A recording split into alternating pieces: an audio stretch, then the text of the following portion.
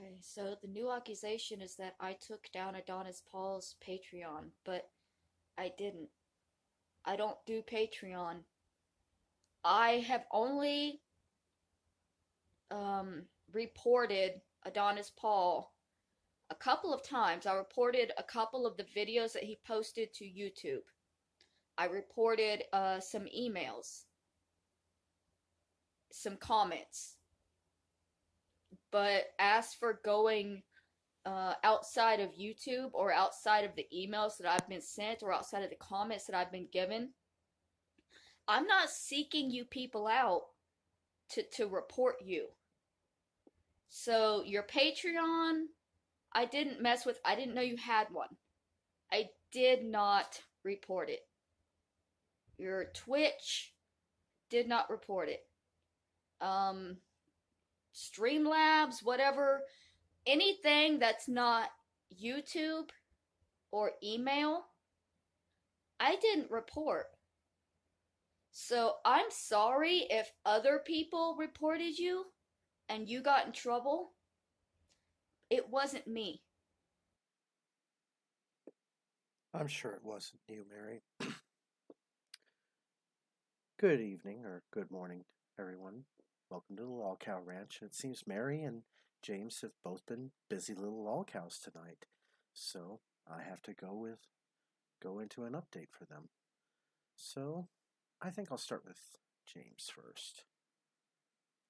Yeah, let's go into James. So right up here. So James has been a little bit upset about my videos, as you'll see.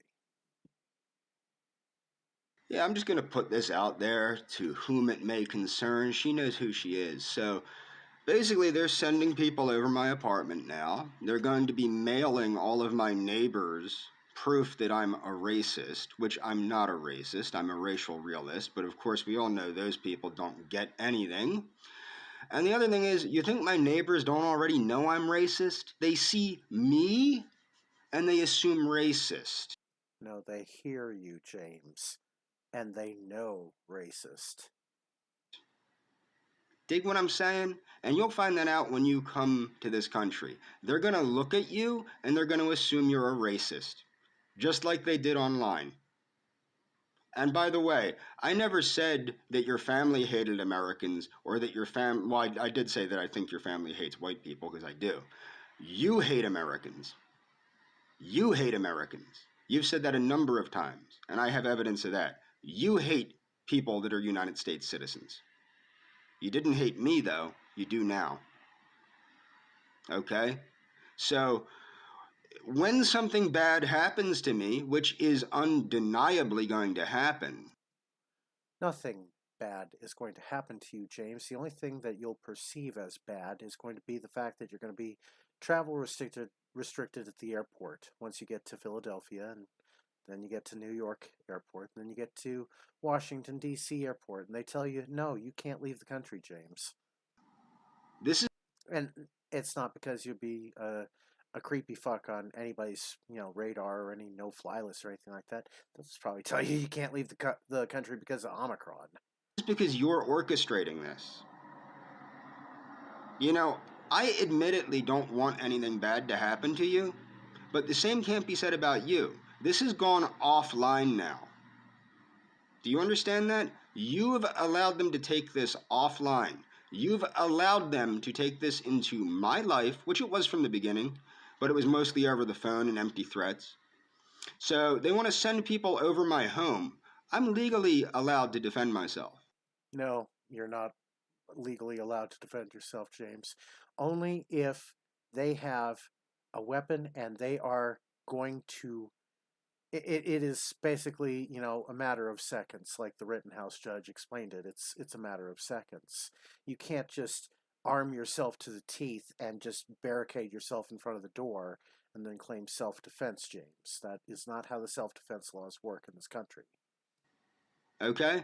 That's what people need to understand, and I will defend myself to the fullest extent the law allows, which is a pretty full extent in the state of Pennsylvania. Okay? So, what I want you to understand, you're the one orchestrating this. You're the reason they're doing this. This is not Christian behavior, honey. Okay? So, what I would like you to do is I would like you to reflect on this. Consider what's going on. If something happens to me, you did this. I want you to understand that. If something happens to me, this is your fault. You remember how I said if people were threatening me in Argentina and they did something to me, it wasn't your fault? Well, if something happens to me in my own country because you're orchestrating this with your lies, it is your fault. And you should take that into consideration. More of that projection, James? If I get hurt or if somebody else gets hurt because of this craziness that you've put into motion, it's your fault. The craziness that you put into motion, James, 7 years ago. And remember, I woke you up this morning so that I could show you the Facebook post that you sent to Eliana. 7 years, James. It's your fault. Keep that in mind. Okay, so his next video is Happy Sabado Taco Taco. Hola, happy sábado. What I wanted to say is this. Look, I have tried very hard to be non reactive. It's very difficult. And I hope that you understand that. Okay? I really wish you would stop feeding into the stuff. You've seen my other videos. I'm positive about it. No, she's seen our React videos, James. I honestly don't think you're with, the gentleman that you claim to be with. I think what happened is you asked your friend. I know he's your friend. Okay, I do know that. I think you asked your friend to pretend to be your boyfriend so that I would stop talking to you. Because that's how I acted with Geraldo Perez when Geraldo Perez was pretending to be your boyfriend. Look, whatever you want to do with your life, it's up to you. I have a very strong feeling that when I come down, you'll be there.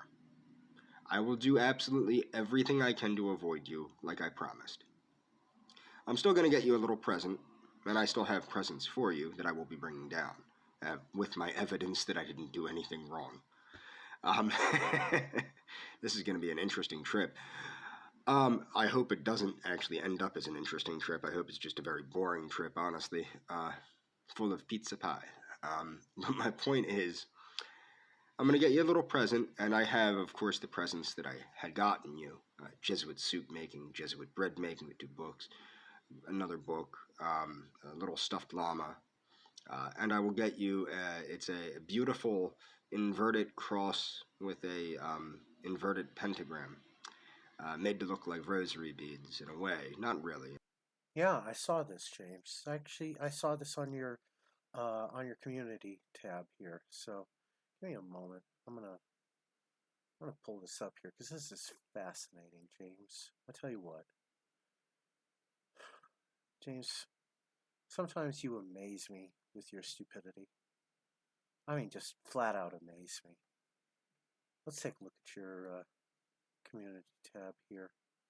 Because I know you posted it. I know you keep all this shit up because you can't leave it. You can't risk taking it down because if you take it down, then Eliana might not see it. That's exactly your line of thinking, James. I know it. Where is it? I know you hid it somewhere. Oh, Jesus, you've been busy too. You've really... James, leave Niece the fuck alone, alright? A little Incan princess. It's weird that Incan just basically means king, so you're talking about king princess.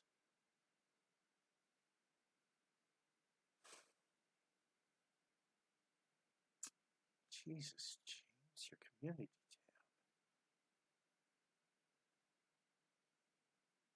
Jesus, I just wanted to show everybody the damn cross you bought. Oh, is that going to be your new number one, James? James, look at this. You're supporting Adrasdea. You know what? I admire my LolCows promoting each other for the ranch. That's actually pretty inventive, James. I'll give you a point for that one. God damn it, you had it. Oh God, is that...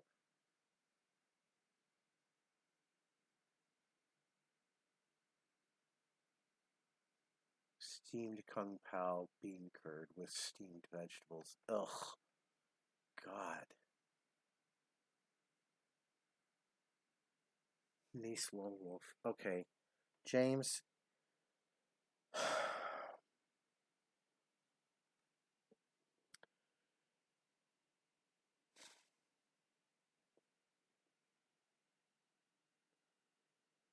Quit doing this to Nice. Alright? Good Lord. You know, James, you keep taking, defeat after defeat after defeat. And, oh yeah, you're trying to associate yourself with Captain Lincoln Stern. You've got, oh hey, you're promoting Adonis Paul? Yeah. All of these posts that you do. Your community tab is like your life, James. James, you need to learn how to put this shit down once in a while. You're still plugging Adrasdea, and you're posting about how you're spiraling. James, I just want to show them the damn necklace you bought Eliana. Where is this necklace that you bought her? Oh, hi, Matt. Yeah, I am bored. I am very fucking bored. Yeah, there you go. Because I'm trying to show the world this necklace that he... There it is. There's the fucker. You know what? Open image and new tab. That's the inverted cross that James is saying that he bought for Eliana, which is supposed to be like rosary beads. And it kind of looks like, cheap pewter metal. It's a trinket, James. All you got her was a damn trinket. And it's not even rosary beads. It's not even a Satan cross. It's neither of these things, James. It's an insult to both Catholicism and Satanism. I can't believe you would want to get her something, as crap as that. James, you should really do better. Yeah. That's the inverted cross that he brags about getting for Eliana, who he's never going to meet. Trust me on this, he's never going to meet her. Yeah, he is a trip. He is a huge trip. I don't think it looks like rosary beads, but then again, I know what rosary beads look like. But it's a very beautiful little ornament that expresses who you truly are on the inside. You truly are a little bruja. You're just not my little bruja.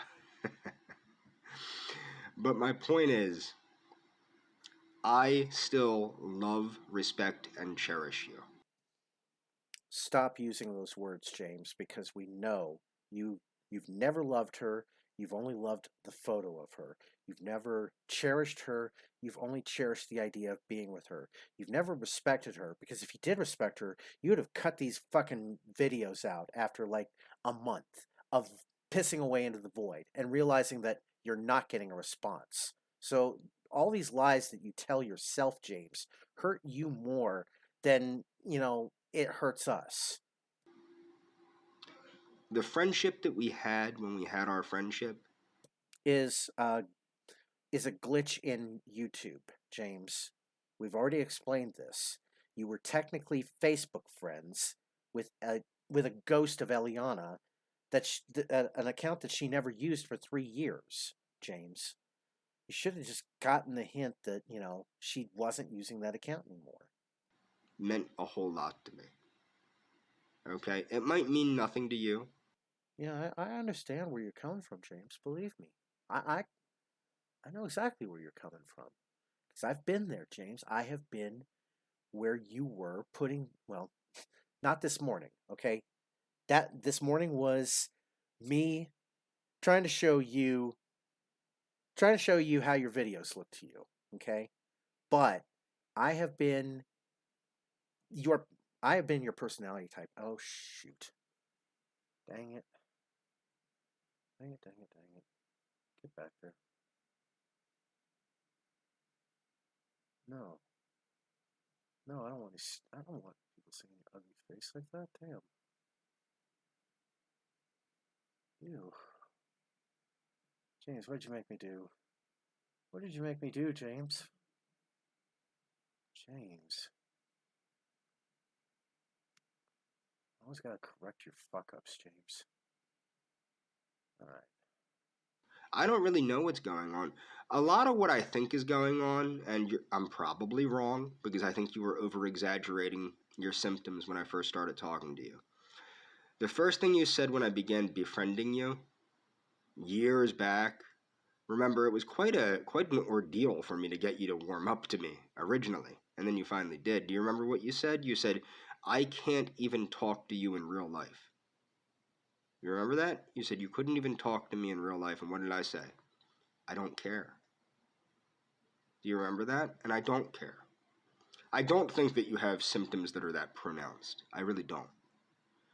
But No, you made those symptoms worse, James, because you ignored the fact that being around her was making her very uncomfortable, and you just chose to continue to make her uncomfortable. even if you did, I wouldn't care. I never did care, and I wouldn't care now. I don't care now. Okay?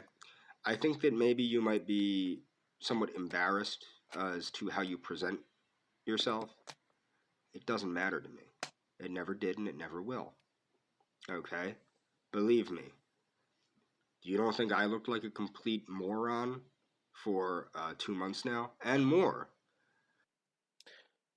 2 months plus 6 years and 10 months now, James.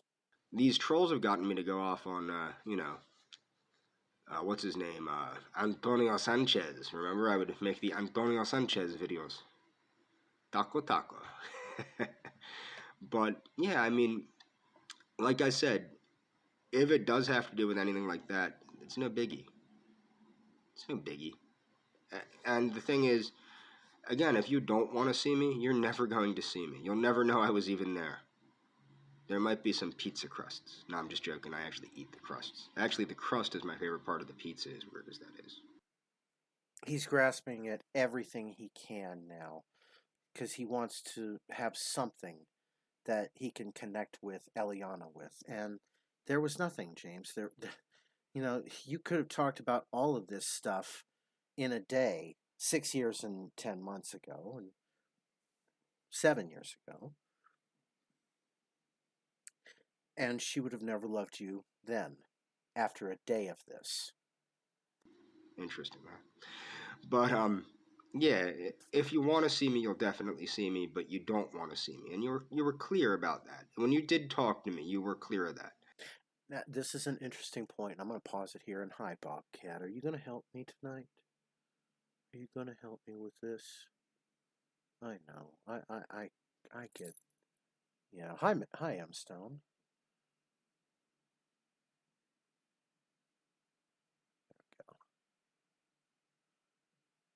Wait, are you saying her being uncomfortable is some type of autistic reaction to James? Or are you saying that James just makes her feel uncomfortable and thinks it's autism? Yeah, we're not trolls. We're just saying it like it is. Because, you know what, James? Because I myself have been the creepy stalker type who has, made girls feel uncomfortable, James. It's not fun. And I've had to work very, very hard to kind of reform my image on that. And I wish I could have all that time back to just tell the people that I made uncomfortable that I said, I'm sorry. I'll never get that, time back, but at least I can get a chance to get you some time back. And what I can get everybody else who's watching the stream is cbdx.com. Visit cbdx.com and use promo codes AP or ROTC or 44420 or Virgy, VIRGYY. That's two Y's at the end. You will get 20% off on your order. You get you get a free gift, and you also get free priority shipping on orders that are over $80. CBDX.com carries vapes, carries gummies, carries moon rocks, carries dabs, carries flour. CBDX.com is not your gas station CBD. It's the kind that gets you high. CBDX gets you lifted. Now back to James. Why you feed into this negativity and why you help them Thank you. get reactions out of me, Thank if you want me to stop, I don't know. No, James, I've already told you the way that you stop making the videos, the way that you stop me making the react videos about you is you just stop making videos yourself. You know, as soon as I've caught up with you on the LolCow ranch, that should be your cue. Hey, don't make any more don't make any more of these stupid videos. And I won't have to make any more of these. James, if you throw your videos away, the algorithm will forget about you, and you will be forgotten about after, a shorter time than you think. Probably, like a year. Give it a year, and I guarantee that people will have forgotten all about you, and we'll have just moved on to our third or fourth or fifth LolCow by that point. So, James, there's hope for you. Okay? Believe me, there's hope for you. And as I said before, I'm sorry about exploding on you like I did.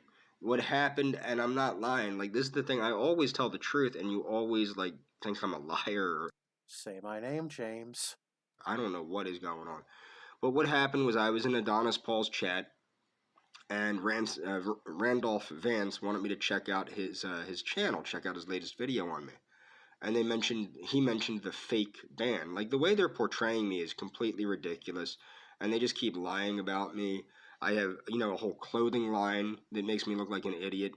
No, James, I took down your clothing line because it wasn't even making me any money. Now they're sending people over my home. You know what I mean? They have been calling me on the phone, except until they realized I don't pick up the phone if I don't know the number.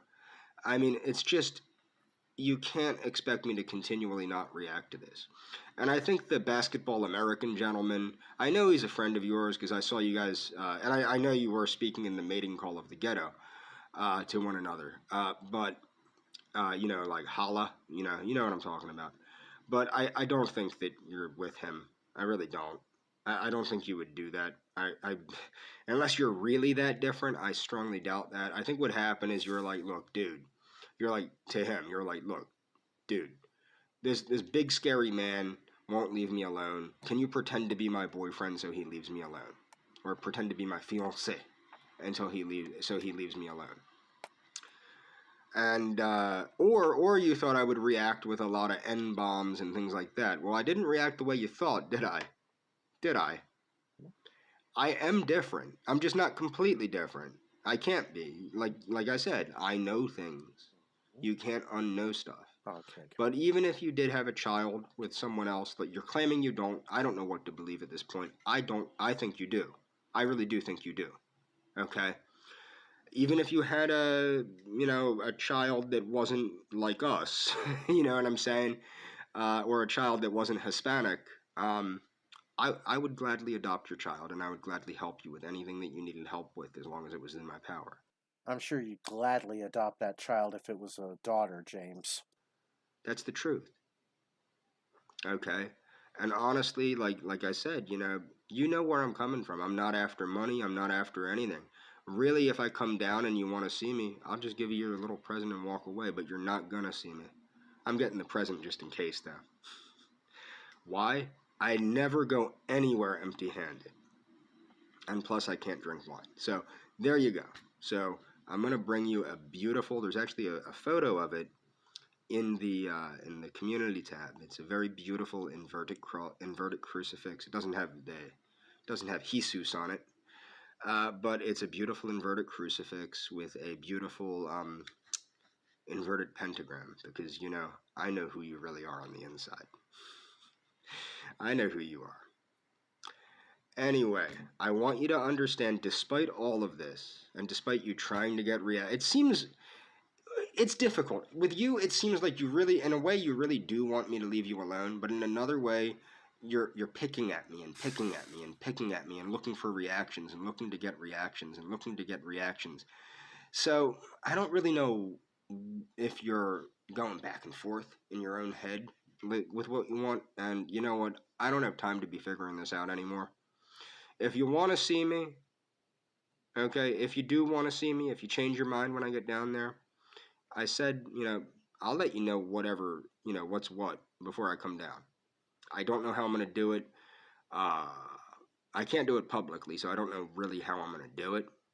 But I do want to let you know exactly what's going on. That way we can avoid each other more easily. Where I'm going, I don't think you live anywhere near there, or at least you didn't.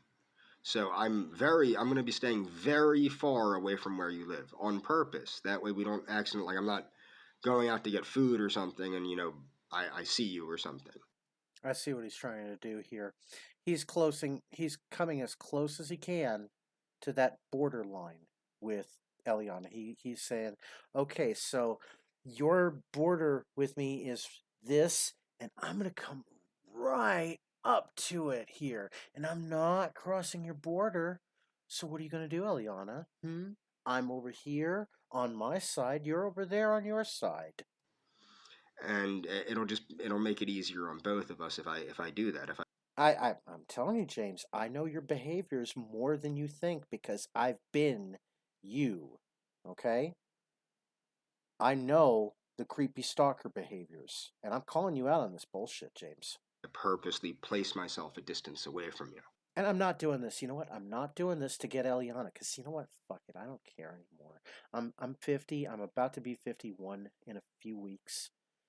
And I'm just really at the point where, yeah, the days ahead are probably not as many as the days behind. And I'm okay with that, James. But if you change your mind and you want to see me, I will see you. It's that simple. But I don't think you're going to. But I will definitely keep you abreast of the situation. Um, either. Oh, Adrasdea kept us abreast of the situation last night, and I feel so bad for AP having to go through and digitally scrub all those videos. Oh man, it's not and Mary. It's not that we hate titties. We love titties. I'm a big fan of titties. But you know what? Susan doesn't like them. We gotta listen to Susan because this is her video flea market we're living in.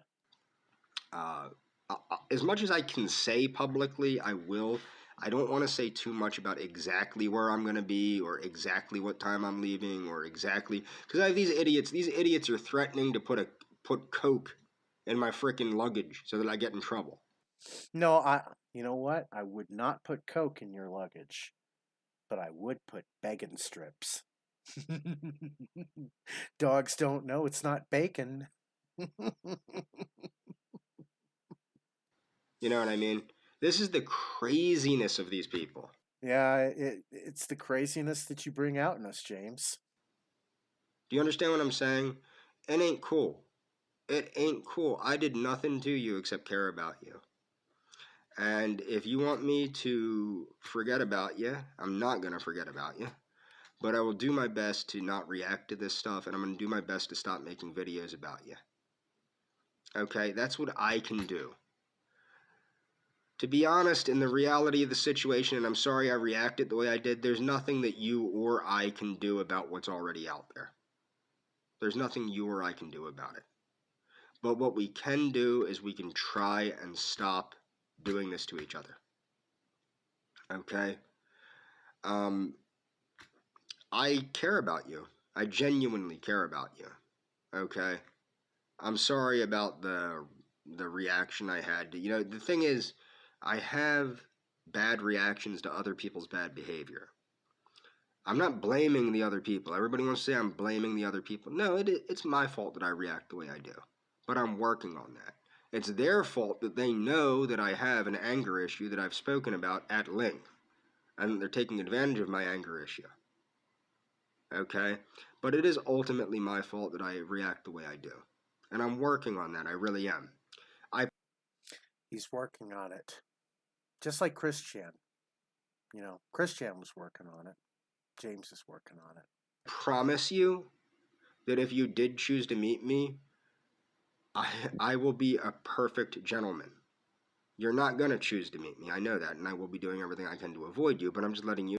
You see, he's still not accepted the fact that Eliana wants nothing to do with him and will choose not to be with him.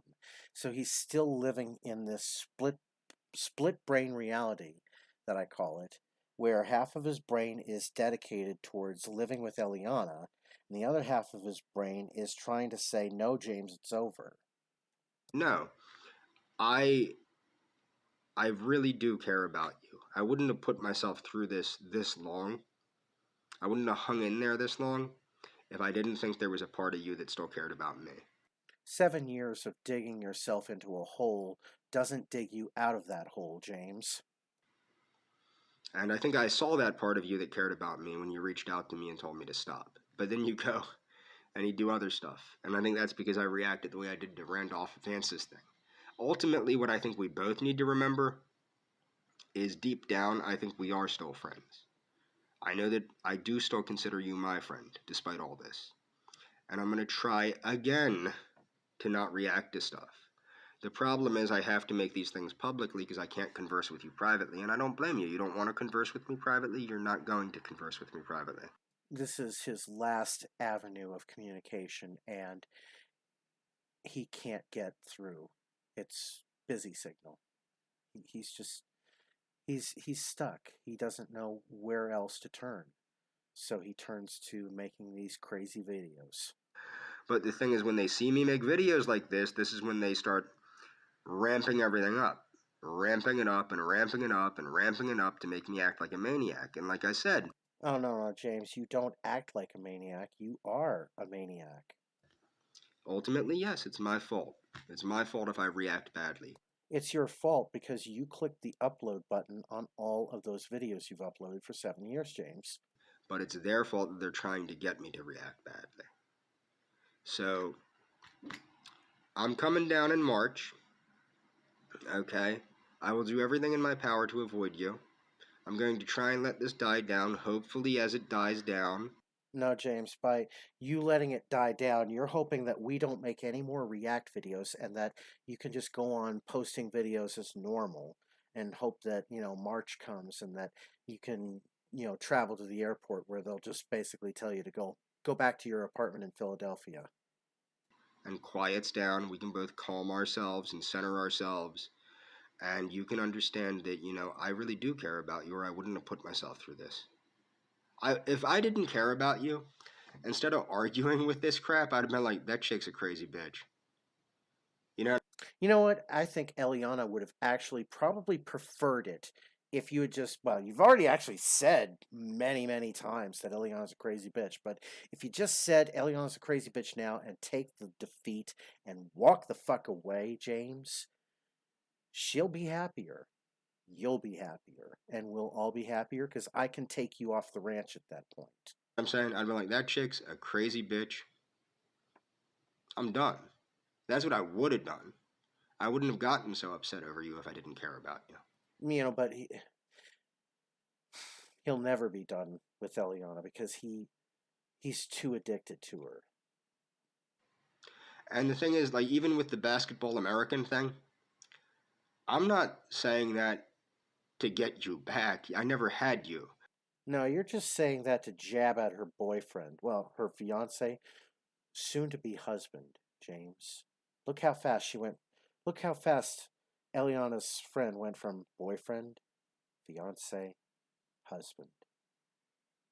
Everybody says I'm trying to get you back. I've never had you. I've never been in a romantic relationship with you. I've never You've probably never been in a romantic relationship with anyone, James. claimed to have been in a romantic relationship with you. I've claimed to have wanted to be in a romantic relationship with you. In fact, I know from your personality type that you definitely have never been in any kind of romantic relationship. Now, yes, there's that 17-year-old girl that, ASDSS was telling us about on Friday night, but that's different, okay?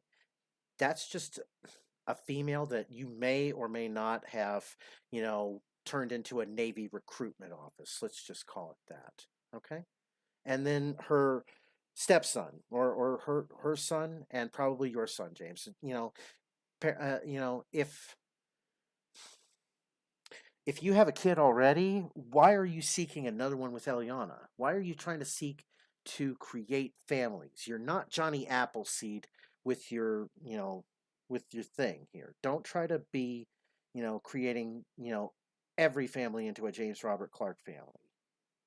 Right now, I don't think I do because I think you're a little crazy. Okay, and I don't know if I can trust you 100% to be 100% honest if we were in a romantic relationship.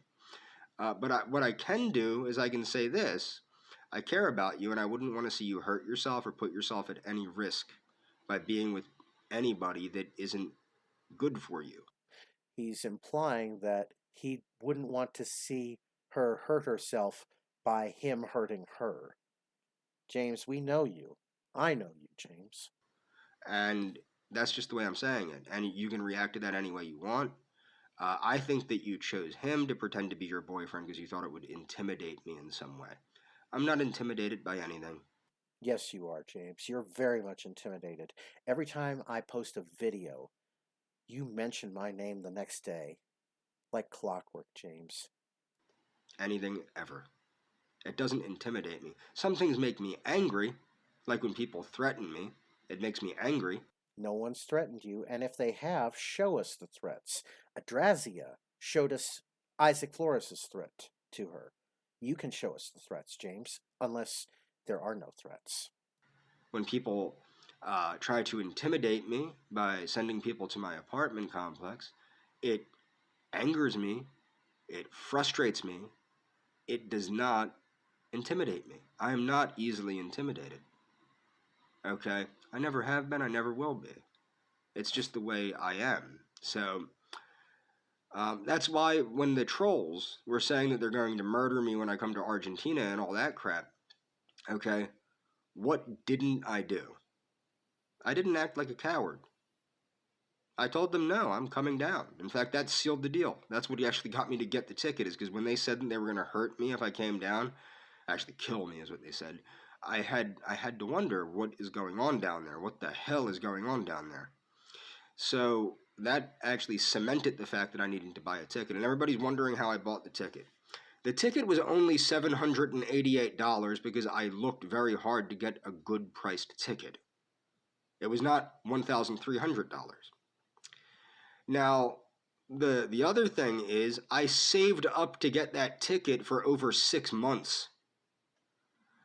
The third thing is it's cheaper for me to go to Buenos Aires. It's cheaper for me to live in Buenos Aires for 2 weeks than it would be for me to live where I live for 2 weeks. Yeah, but James, you would not be able to take your disability payments with you. As soon as you start, claiming that you live in another country, I mean, okay, for 2 weeks, yeah, you're a tourist. You're a tourist for up to 90 days in Buenos Aires, Argentina. We know that you've looked this up. We understand that.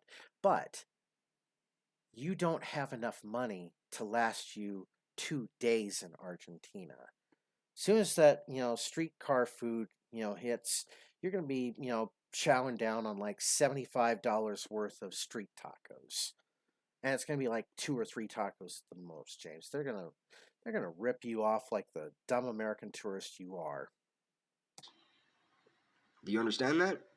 The cost of living is so much lower in Buenos Aires compared to Pennsylvania that I can afford to live in Buenos Aires for 2 weeks much more. It's about a quarter of the cost to live in Buenos Aires. He's trying to use pity now. So he's trying to say that I live in a very tough area that is financially draining me. So can I live in Buenos Aires, please? Where it's easier for me to stretch my dollars? Please, Eliana? As it is to live, it's about a quarter of the cost to live in the most expensive part of Buenos Aires. Actually, I would say that, James has got his numbers completely backwards because uh, you're talking about Argentinians who have to work. as it is to live in the crappiest part. Even in the crappiest part of Argentina, James, they still work. They work their menial, mundane jobs that probably pay comparable to the United States now. Thank you, NAFTA. But it's about working jobs, James. And you don't work, so how in the hell would you pay for 2 weeks in Buenos Aires when you couldn't even afford 2 days? Of Pennsylvania. I don't quite live in the crappiest part, but I live, well, you guys know where I live because you're sending people over my place and doxing me all the time. But it's not quite. No, I make this promise to you, James. You will never get doxxed here, and I'm making sure that Isaac Dark Ninja does not cause any trouble because he is officially now banned from the Discord. I don't want to. You know what? He does bring the lulls. I grant you that.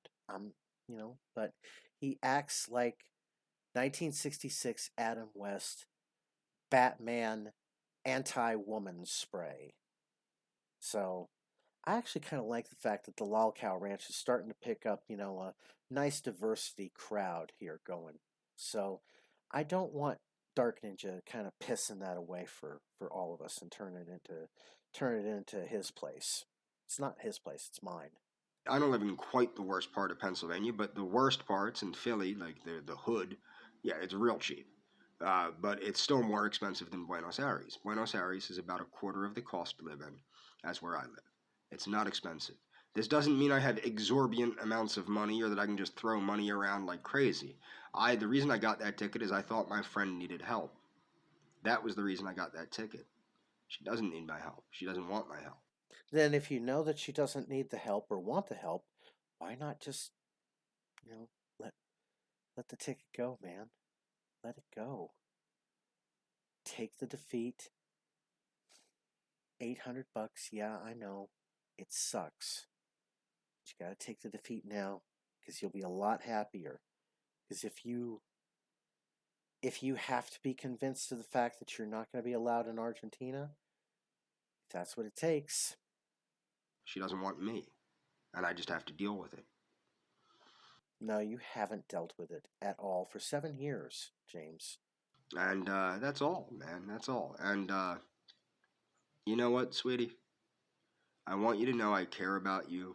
I do love, respect, and cherish you. I really am going. Oh, I love, respect, and cherish you, James, because, like I said, you're buying me that truck very soon. That YouTube advertiser revenue, that's going to buy me that truck. I won't have to get one single penny of it from any kind of super chat donations. It'll all be the ad revenue because of your name blowing up the algorithm. As soon as your name blows up the algorithm, the first thing they're going to see is the videos about you, the React videos, decoding all of your madness and all of your bullshit. And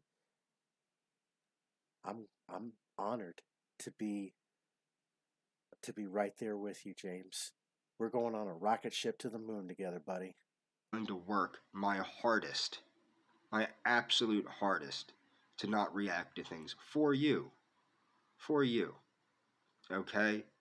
And you have to understand, like I said, if I didn't care about you when you appeared on Daywave, I wouldn't have gotten angry at all. I would have just said, that's a crazy bitch, and left it at that. Okay? You probably would have been happier then because then the split brained thinking in your head would have turned off by that point. The whole brain would have been like, that's a crazy bitch. I'm just going to kind of cut it a loss and walk away. But the thing that you need to understand, if you didn't appear on Daywave, this would have died out on its own. So some of it is your fault. I wish you would take responsibility for some of the stuff that's your fault. I wish you would stop picking at things. Just let the stuff heal. Let my wounds heal, even if they scar. He visualizes that he is crumpled up in a fetal position on the sidewalk, and that me and Hatman and Virgie and Adonis Paul and JJ and Royce were all police officers, and we're just stomping and kicking him and brutalizing him and toe chalking him, and the boots that we all wear, he visualizes as Eliana's high heels kicking him. He doesn't understand why Eliana is kicking him. He doesn't make the connection that it isn't Eliana. But he sees that all those boots that are kicking him right now, he visualizes those as stiletto heels. Eliana's stiletto heels. Just let them heal. Okay? Let my wounds heal. It's bad enough that they keep reopening them. You don't have to be the one rubbing the salt in them. Okay? So, keep in mind that I do love, care about, and respect you. And when I come down, unless you want to know where I'm at and you want to see me, you won't see me. At all. You won't even know I was there. But if you do want to see me, I'm going to give you a couple presents that I got you over the course of a couple years. It's a makeup bag, a little stuffed llama, or is it Yama? Tell me that if I ever talk to you. Is it llama or Yama? I know Jaguar is actually Jaguar. I think the audio sync is getting kind of wonky on this. I'll have to probably reload the VLC here after this video. But I need to know, is it llama or Yama? It's llama, James. Quit being a fucking idiot. I got you a book on Jesuit bread making and a book on Jesuit soup making. I got you a cute little bag of designer makeups that you may or may not be able to get in Buenos Aires. Why don't you get her a Pez dispenser, James? Or a USB flash drive with your dad's music from when he was on like some college radio station back in the day. Why didn't you get her those things, James? Why didn't you show her like a copy of a hand-drawn comic book? Or your medallion, James? Do you have a medallion? All the cool ones have medallions, James. And I got you a little book on Aesop's Fables. Aesop's Fables, James. If you have a kid, that would be adorable because it's a kid's book, or you could even just... Oh, he's trying to groom his way into Eliana's family now. And I'm starting to wonder if maybe we should have just gone ahead and said, yeah, maybe all four of those things that we said about you were accurate, James, including the Amos Yee. Give it to your sister. It's a little kid's book of Aesop's Fables. Aesop's Fables. The A is silent, and you just pronounce it Aesop. Aesop. And for one thing, I understand that he thinks that the A and the E are two separate letters, but they're actually sort of connected when you look at it closely. And that's what makes it an E sounding. It's a silent A, James. It's Aesop. I saw it and I thought, hey, she likes Greek stuff and Mediterranean stuff. I'm going to grab that up for her. But yeah, I just got it because I thought it was a cute thing. These are things I got you over the years that I wanted to bring down because of the I can't name it. It postponed me coming down, and it led me to just find some things for you. And if you don't want them, I'm sure I can donate them to a church or something. There's probably churches everywhere down there where I can just go, here's some free stuff. No, James, a church does not want 25 USB thumb drives, each filled with 100 of your videos, okay? James, what are you thinking? Give it to some kids that need it or something. No, don't give it to kids either. That's going to be even worse, James. Anyway, that's all for this video. As I say, taco taco, taco taco, taco taco. Yeah, whatever. Taco, taco, taco, taco, whatever. James, all right. I'm gonna go back.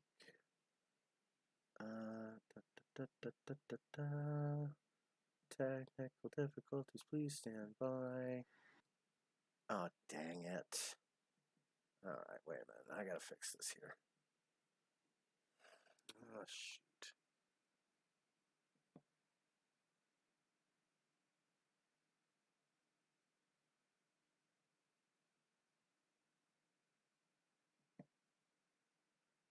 All right, wait a second here.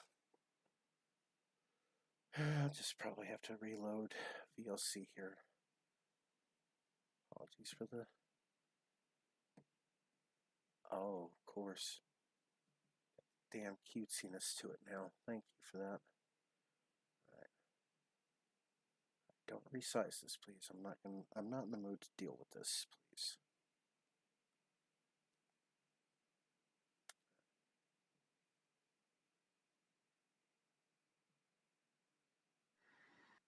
Perfect. All right. Yeah, I think so. Yeah. Let me fix something here now on the Streamlabs OBS end of it here. Oh, yeah, I guess that's right. Okay. There we go. Now we're just going to jump ahead to the third video. Taco taco. But yeah, I mean, buenos tardes, mi amor. I think I said that right. Buenos tardes, mi amor. There, that might be better. Tardes. You are a Buenos Tardes, James. You are very much a Buenos Tardes. um, if you look at my community tab, you can see they're trying to rile me up quite a bit. I'm not, James. I hardly even visit your community tab. And that's only if I feel like, why haven't you made videos today, James? And I did see the little necklace in it. Until I heard your videos just now, it's like, oh shit. Now I know. Now I know it was. You were trying to get her more creepy gifts, James. I just want to let you know I will never be mean to you again. I'm sorry I exploded on you over the Randolph Vance stuff. Keep saying my name, James. Keep saying my name. And I want you to understand, I care about you. Oh, I hear a kitty in the background. I do. I hear a little kitty. And I love you. And I will continually remind you that I care about you and I love you. I won't name you anymore. Okay, I won't name you in my videos anymore. Look, I'll be down in March. That's all I can say. However you choose to do whatever you want to do is up to you. I'm not going to make an attempt to see you, but I will definitely enjoy myself in Buenos Aires. I will purposely go to the obelisk a lot. Just saying, purposely, I'll be going to that obelisk a lot, which is a huge phallic symbol, just saying. Yeah, we know. James, we know that phallic symbols are your thing, James. Believe us, we know. We know you much more than you think. You and I both like Egyptian stuff, you know what I mean? But you know what else is Egyptian, James? Denial. beyond that, you need to know that I care about you. I love you. Uh, I think that your betrayal of me, which was fueled by other people, honestly. Oh, here it comes. He's getting ready to blame me and Royce Lopez and JJ Stoner and Adonis Paul and Virgie and Hatman for all of his troubles. Come on, VLC. It hurt me so badly that it made me angry, and I thought it was righteous anger, but it's not righteous anger. Anger is. No, it's humility, James. You're finally coming to a grasp that your behavior is out of line. You're seeing your behavior finally reflected back on you, and you don't like it any more than Eliana liked it for 7 years. You don't like it when I make these videos. I know that, James. Never righteous. My love for you is true, okay? Whether you reciprocate or not, it doesn't matter. My love for you is real. Unrequited love is the worst kind, James, because if you keep pouring your love into a void and you know that they're never really going to love you back, you're the one who ends up sitting in the closet watching the tennis instructor fuck your wife, James. Okay? And I want you to know that, so I'm going to continually tell you that. And I'm going to tell you good morning, and I'm going to tell you good night, and I'm going to tell you everything else that lets you know that I love and care about you. I love, care for, respect, and cherish you. I always have, and I always will. Okay? Now, being that I don't know. Cherish is a word James doesn't understand. What Royce is offering you, probably not very much, because, he's Royce. He probably doesn't have very much. And what he probably does have is probably gained through ill-gotten means anyway. Uh, but my point is, I can offer you my love, my You don't know how many times he's bugged Eliana. respect. I can offer you my friendship. I can offer you things that matter to you, that or at least used to matter to you quite a bit. And I'm full of love for you, as you know. That's why I've been hanging in here for as long as I have. Okay. Now, like I said, if I didn't care about you, I'd have been like, yeah, this chick's crazy. I give up. I wouldn't have done this for 4 years. Okay. You were worth every second of it. No, James, stop putting yourself through this, because if you keep pouring your videos for 7 more years, you're not going to have any friends. You're just going to have 100 more people doing react videos to your videos, while which you'll be allowed to make from prison, I'm thinking. But if you keep up these videos, man, you're just making this situation much worse for yourself. Whether you believe it or not, to me, you were worth every second of it. And you're worth everything that's going on now. I just have to not react. I'll react calmly. I'm going to take back up my No, you're reacting with your passive aggressive anger, James. I know, because I recognize it from when I did it. Buddhism, my Buddhist meditation. I'm going to No, you don't know how to meditate, James, and you just assume that closing your eyes and kind of, you can't really think about nothing, James, because the mind is just full of distractions. You're going to be, trying to think about nothing, and then your mind's just going to drift to shit that happened earlier that day. And then before you realize it, James, you're not thinking about nothing. Oh, damn it. Quit being this way, VLC. take back up my Qigong. I'm going to do everything I can to cultivate a sense of peace. Okay? And I will respond with love and respect to you because that's what you deserve. You truly do deserve my love and respect. Regardless of how you've treated me, you deserve my love and respect because that's the best way to respond to somebody that you love.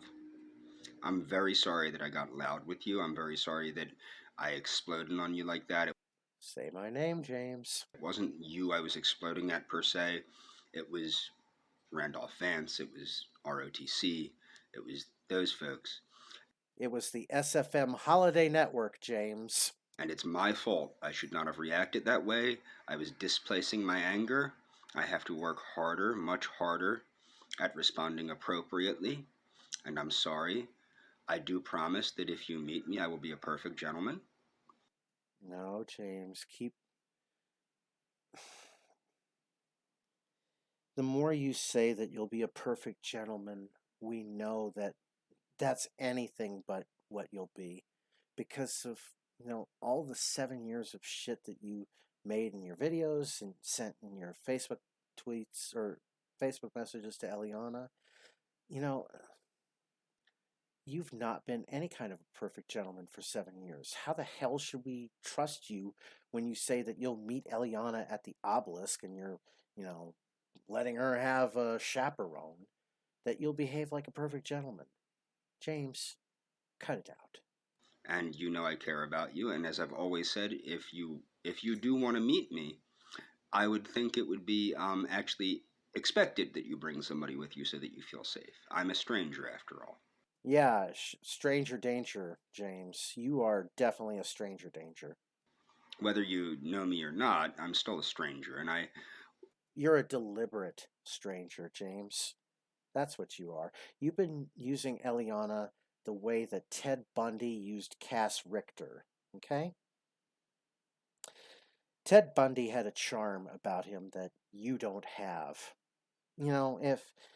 If you bothered to dress up with a little bit more fancy clothing and maybe took some time to invest in your hair and your looks and stopped drinking, James, you would have not only what Ted Bundy would have, you would probably have what every normal person would have, is you'd have people around you.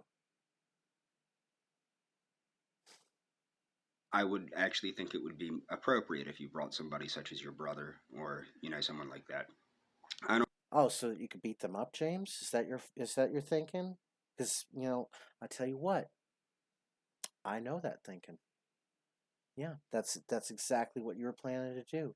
You were saying that you were gonna wait so that you could challenge Elion chaperone and say, well, if you think you are man enough, then you defend Eliana right here, right now.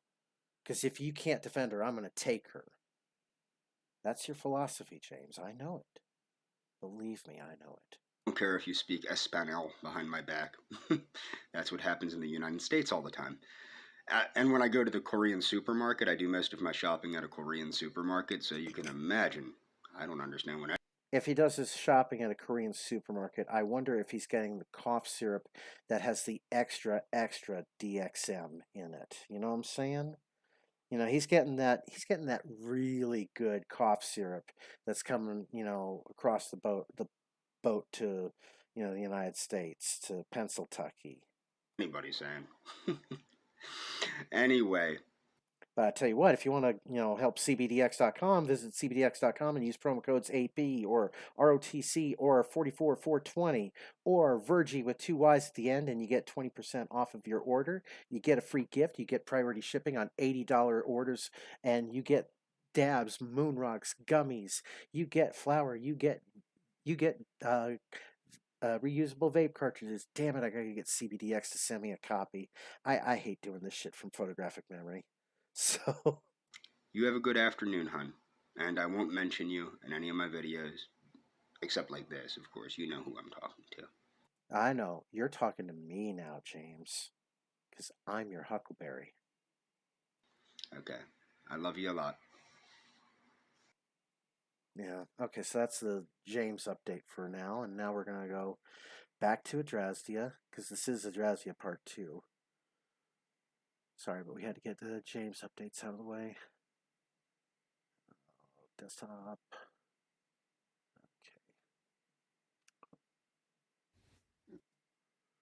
Okay, so trying to correct lies is impossible. She's been on a tear of new videos today, and so this is pretty much going to be the first time we'll be watching all of them. Okay, so I need to clarify some lies again. Yesterday there was another stream about me, somebody I had not seen yet. So I gave him a Say my name. Say my name, Eliana, please. Or, damn it! What did I just do? God damn it, James. God damn it. Say my name, Adrasdea. chance and decided pretty quickly that he was just like all the others that are going to infer and put their own twist on my life in order to make it what they want it to be. So instead of me holding a sign on a sidewalk corner by a red light, he changes it to me being on a highway with a dog. Okay, Mary, I'm calling you out on your bullshit right fucking now. I never said that about you. Go back and look at my last stream if you don't believe me, okay? I used the example that happens in my hometown on my highway of homeless people who bring their pets into the median, scaring the shit out of their dogs. The dog doesn't know what the fuck is happening. That dog is looking at cars going whizzing past it, left and right and forward and back, and it doesn't know what the fuck is happening. And that human doesn't give a shit about the dog. It's just there using the dog as a pity as a pity grift. I never said you were doing it, Mary. Two vastly different experiences, one that I did and one that I did not. Yeah, neither of those you did. And then he judges me by the one that I did not. No, I judge you by the lies you just made up about. I decided to go back and give him another chance today after the No, you decided to go back because you couldn't stand the thought of people talking about you and you not knowing what we were saying about you. life was over and all. And I came across a very angry woman lying about me. Oh, you're talking about Niece Lone Wolf, aren't you? she was upset because I said that I had been homeless for 5 years, and she said, "You have not been homeless for 5 years. You didn't even leave Florida until 2018." Wrong. My grandmother passed away. Oh, you know how she just kind of slowed her thought down, because now she has to tell this story again. In November of 2015. She's choosing her words carefully because she knows that we can call her out at any time on this. So she has to remember every bit of the story as she's told it 100 times before. The day my grandmother passed away, I became homeless. The day that my father passed away, I inherited a house that he had basically undervalued by taking out a home equity loan in senile dementia. A bank, a particularly evil corporate bank, which I'm not going to name because I don't want them watching the stream and coming back and trying to extort any kind of legal action, and I got to get Nick Rakita to help me. But there's a particularly dangerous evil bank that just loves preying on people with senile dementia and socking them with home equity lines of credit. We'll just leave it at that. My aunts came and told me It didn't mean I was homeless, though, Adrasdea. No, for 8 years, I fought that bank. And for 8 years, I won. Because that bank didn't have any paperwork to back them up on that loan. that I had to leave, that they were coming back with a bank eviction notice, that I had not been left anything. I was not to be there anymore. Okay, now I stayed there for a year, but I wasn't supposed to, and I didn't have power or water. Legally, I was homeless. Technically, No, legally, you were a squatter. Okay? You were not homeless. You were squatting. I was squatting. See, there you go. We called it. You were not homeless, you were squatting. But in a legal sense, I became homeless the second my grandmother passed away. No, that's not how homelessness works. Because if you have any kind of a shelter, then you're not homeless. Okay? Technically, well, if you go by Adrasdea's logic, technically I'm homeless because I live in an apartment. I don't have a home. I am homeless. So, technically, everybody in this apartment building is homeless. Doesn't mean we're bad people. I was no longer allowed Now she's going to make a response video saying that everybody in her building is homeless. And it's not a big deal. to live in her home by decree of her daughters. So after I left the Hatman decrees titties. condo, after the first year of being homeless, squatting in a condo with no power and water, Oh, you notice that, yes, I skipped over Saturday's spur that she did. Because, even though she did a video that was finally not in portrait mode, I couldn't show it because of what it contained. And Adrasdea, you know what? It's not that we don't like titties. We love titties. I'm sure you have pretty good titties. But you know what? Susan doesn't like the titties. Who's to say, Susan doesn't understand the importance of titties in the world. I went out to Ocean Way. And there I tried to live in a tent on the property that I was left, but I wasn't able to do that. There was a neighbor that wanted to buy the property. She had a friend who had a trailer right down the road, about a mile away from the property. At the time, I believed the property was mine and I was trying to sell it. I believed it was mine because my aunts told me it was mine.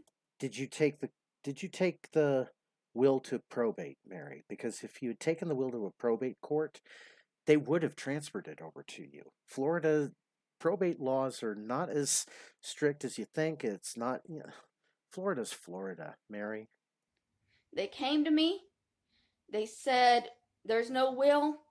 You're a grandchild, so So, you know what, Mary, just because there's no will doesn't mean that you're screwed, okay? My dad passed away and there was no will. But guess what? There was an estate that was valued at less than $15,000. Under the Commonwealth of Kentucky's laws, Mary, any estate that's valued at under $15,000 and there's a sole survivor and no other heirs, and there's no will, property automatically transfers to that sole survivor, regardless of whether the fact that there's no will or not. That's the beauty of living in a commonwealth, Mary. you don't get anything. But out of the goodness of our hearts, we're going to give you the property at 6690 Cedar Point." Don't do that. Oh, Jesus. Well, we know that she doesn't live there anymore, but please don't make any kind of contact with this, with whoever lives there. And I said, "Well, where is the deed to it?" It's usually in the public records office, assayer's office in the county clerk. You go to the county clerk's office in the town you live in, and they have what's called an assayer's office, and that's where they keep all the deeds to all the properties in the town. The assayer's office. And I was told to figure it out. Yeah, you know what? If you had asked us, we'd have told you in 5 seconds. Assayer's office in your county clerk's, in the local county clerk office. You go to the assayer department. They will look up the will for your property. I wasn't Or rather, the deed. I'm sorry, the deed. able to figure it out. But the people that wanted to buy the property were rich, and they hired a lawyer to try to figure it out. Well, that's, that's normal, because if there's going to be some, inevitable legal hurdles that some people, and it's not something that it's not something to be ashamed about. Adrasdea, for 7.5 years, I was facing those legal hurdles myself, trying to sell my old house back in Lexington after my dad and my mom had passed away, and I'm left with a house that's turning into a rotting shell of itself.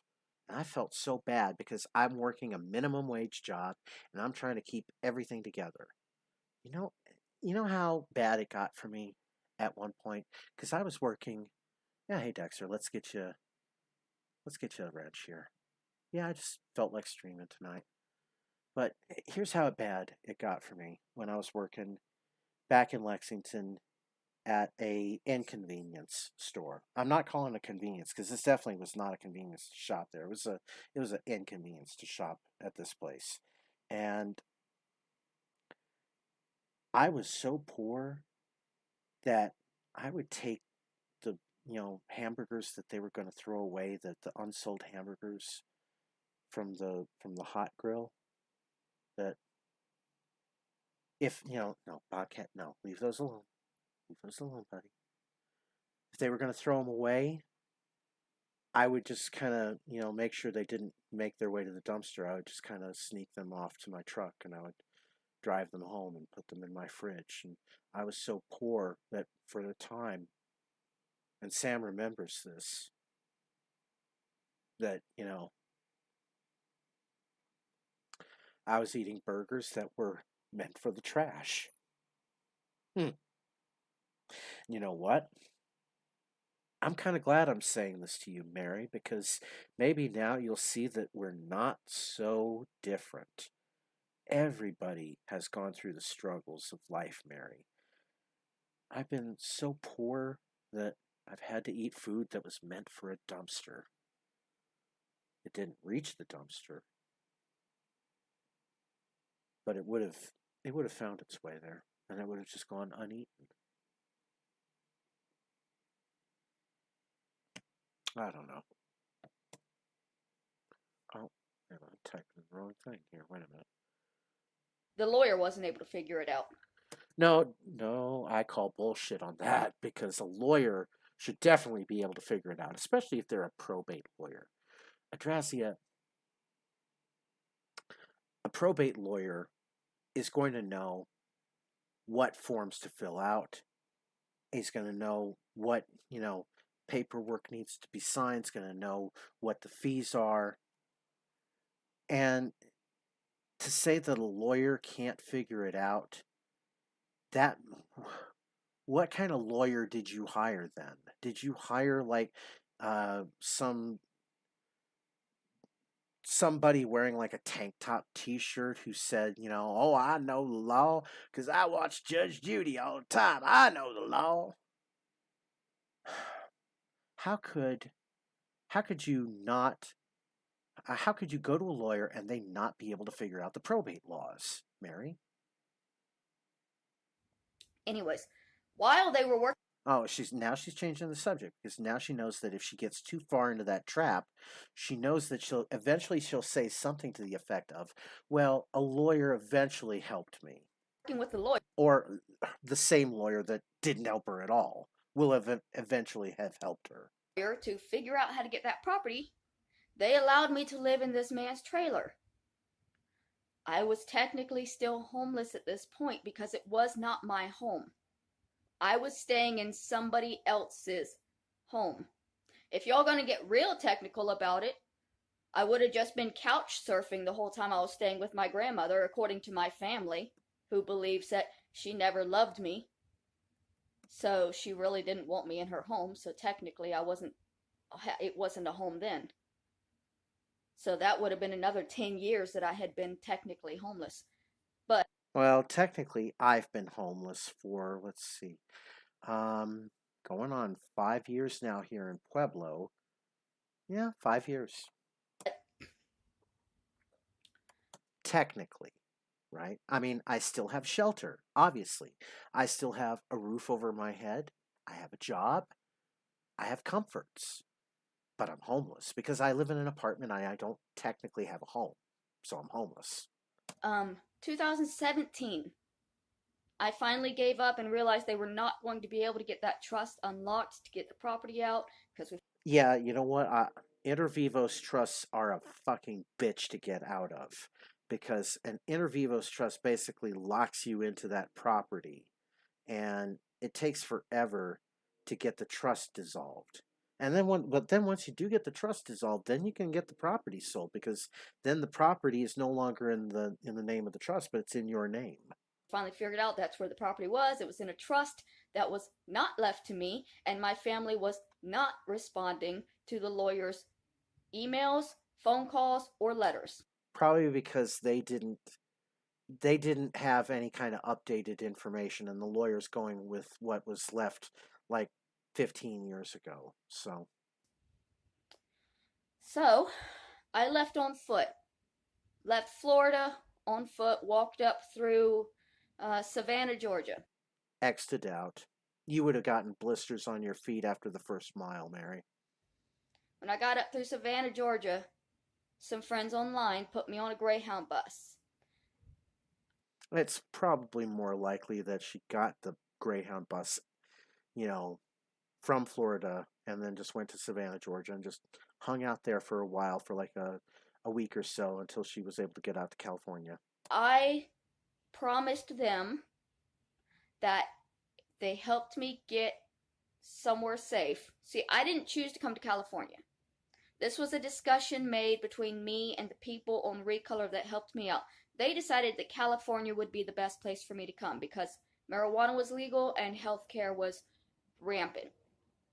And so and also because California, it just showers money on, people who just want to, grab all the free programs that they can. I mean, it's, you know what?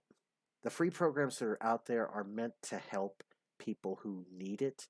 And there's other people who just do not understand that this is not a permanent thing. And they just live off their own tugboats the way that Christian lived off of his tugboat. Told me that they would help me get here and they would help me put me up in a hostel for a little bit on the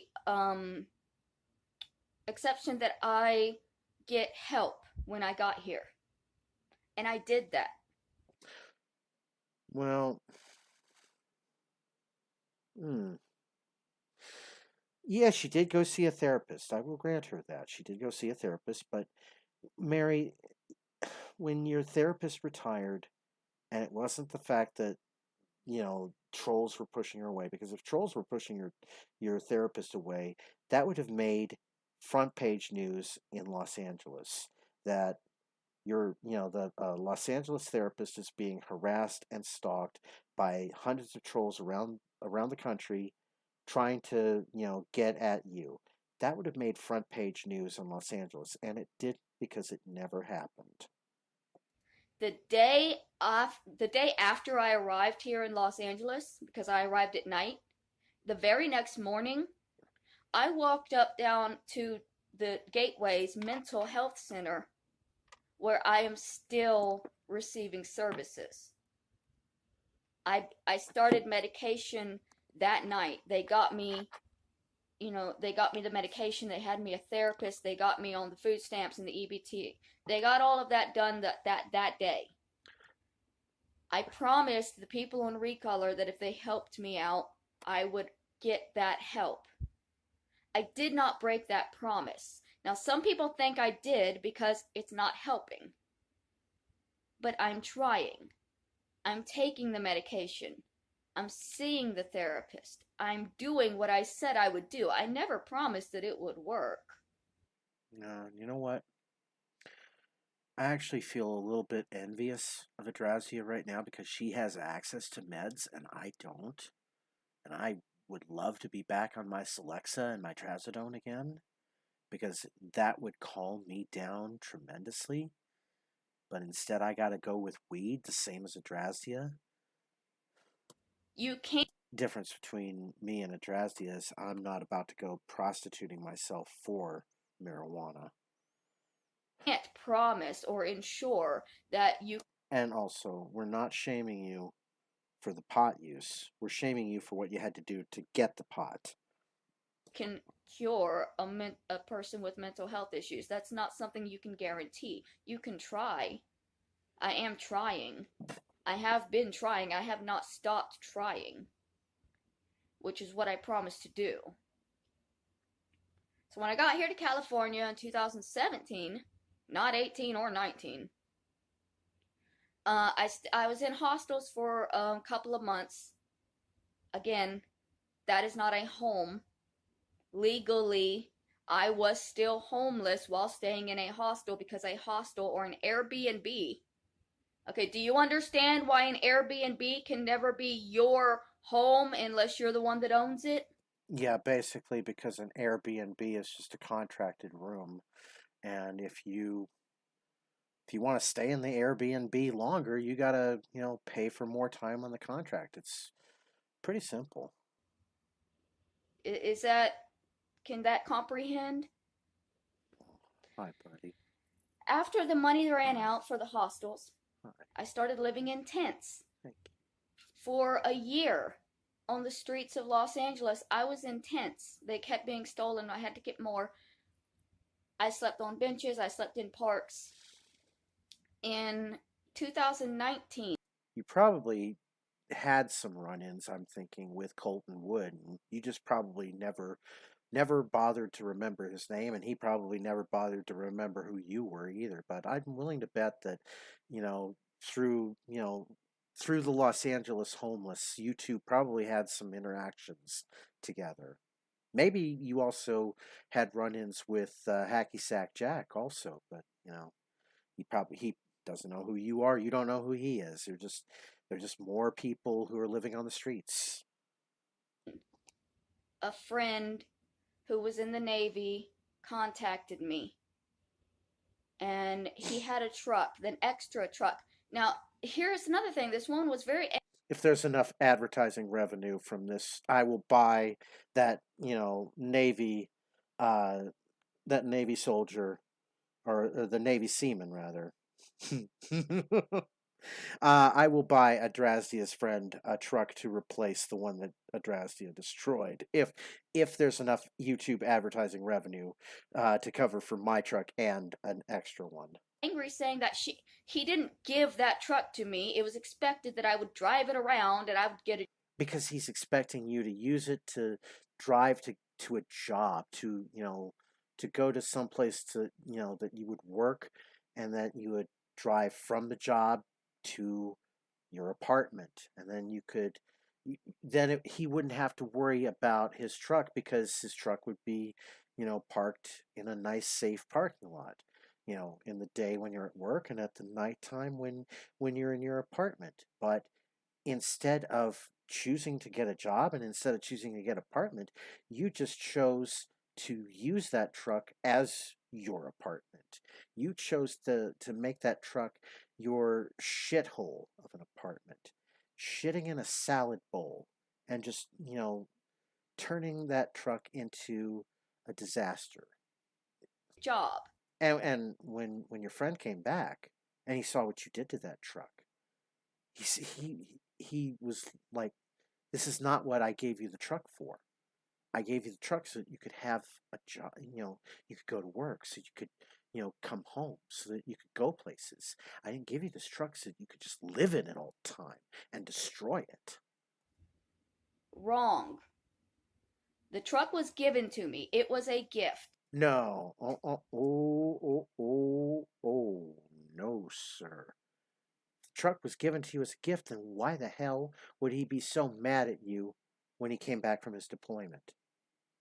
The truck was not given to you as a gift. You were the caretaker of the truck. It's not it's not the same as owning the truck. You were the caretaker.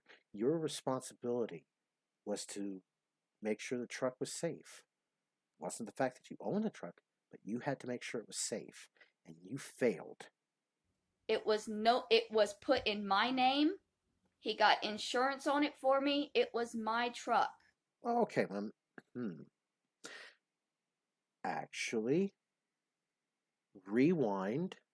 Yeah, you know what? Maybe I take back what I said just now, because yeah, because it would explain the fact that Adrasdea is getting all these calls from Allstate marked unlisted number. So derp. Yeah, but still, your friend who was about to go on deployment must have figured that, I don't know, that he was gonna, maybe buy the truck back from you, or buy you a new truck or something like that. Everybody, what is it with you and trucks, Mary? You're either destroying them on your own, or you're buying them for YouTube streamers. I want a truck, Mary. Where's my truck? He knew I couldn't drive it. Mm, adjust the seat, Mary. They have a little lever underneath the seat, and you can scooch the seat up so that your feet reach the pedals and your arms reach the wheel.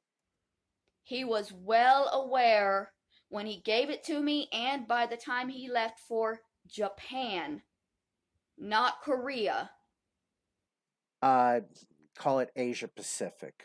It's usually at any time that you're deployed like that. Uh, Asia Pacific. It includes anything like Japan, South Korea, Australia, usually, but South Pacific. That the truck was not going to be driven by me. When he left for Japan, we spoke to the pastor of the church that we attended and asked permission to have it parked in the back until I got my Section 8. That was what the agreement was. Do y'all know when I left the truck? Yeah, when the pastor of the church realized that you were shitting in a salad bowl in your parked spot by the church. And when the parishioners were complaining about the god awful smell coming from that truck, the pastor had to do something. And he took pity on you, but you had to make some improvement of yourself in order to receive the generosity that was being offered to you. And when you just, treated that parking spot as though, it's just another apartment to you, and you're just shitting in your salad bowl, and you're making a mockery of the help that people are trying to give to you. that was why you got thrown out of the church parking lot. It's because you were not going for your Section 8. You were just sitting in a truck shitting in a salad bowl. And then after you were done shitting in a salad bowl or peeing in a big gulp cup, you were saying, you would clean that salad bowl out and fucking use it for making your food. Fecal oral route, Adrasdea. Fecal oral route that causes hepatitis C. That could explain why your skin's all jaundice color. When I got my Section 8, I already had the voucher when I was given the truck, but I couldn't find the apartment and get approved for it. It took a year. And unfortunately, that year was during the pandemic. That was 2020. I didn't move into my own apartment and become officially housed until January of this year, 2021. So from 2015 to 2021, I was legally homeless. My friend gave me the truck to live in, not to drive because he knew I couldn't drive it, not to work because he knew I wasn't capable of working either. He was giving me a shelter to live in. He took it back. Then you have a horrible friend, Adrasdea, if he's giving you a truck and he's saying, well, don't drive it, don't use it to go to work, just live in it for, shelter. You have a horrible friend if he's doing that. Back in the end. That doesn't mean that it wasn't originally meant to be mine. So I just needed to clear that up because this is what bothers me. This is, y'all take my life and then you just create your own version of it to demonize me when I have not done the things that you're. If it happened the way that you claimed it happened, I would be a horrible person. It's all documented. It's all out there. There is no reason that you would be able to get it this wrong and still proclaim that it's factual. Now, I do want to say thank you to one thing, because yesterday I noticed that the story of Roberta Laws had been featured on a true crime channel.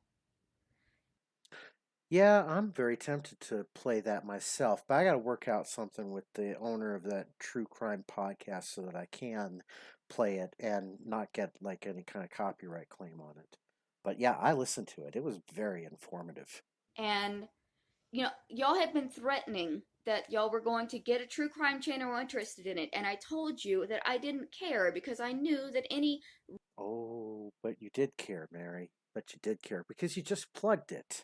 Reputable true crime channel would do their own investigation and would report the truth, not the lies that have been spread by hateful people, by vindictive family. And that's what she did. This podcast was entirely truthful. There was no mention of me getting a plea deal. There was no mention. No, actually, the podcast itself kind of said, you know what? There wasn't enough evidence that, but, circumstantial.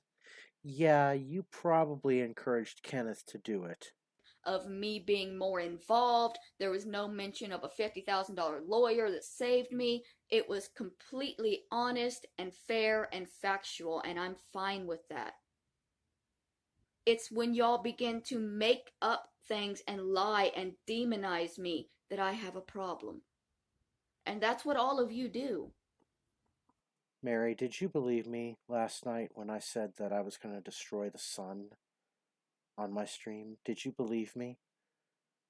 Because if you did, you need to get some help. All right?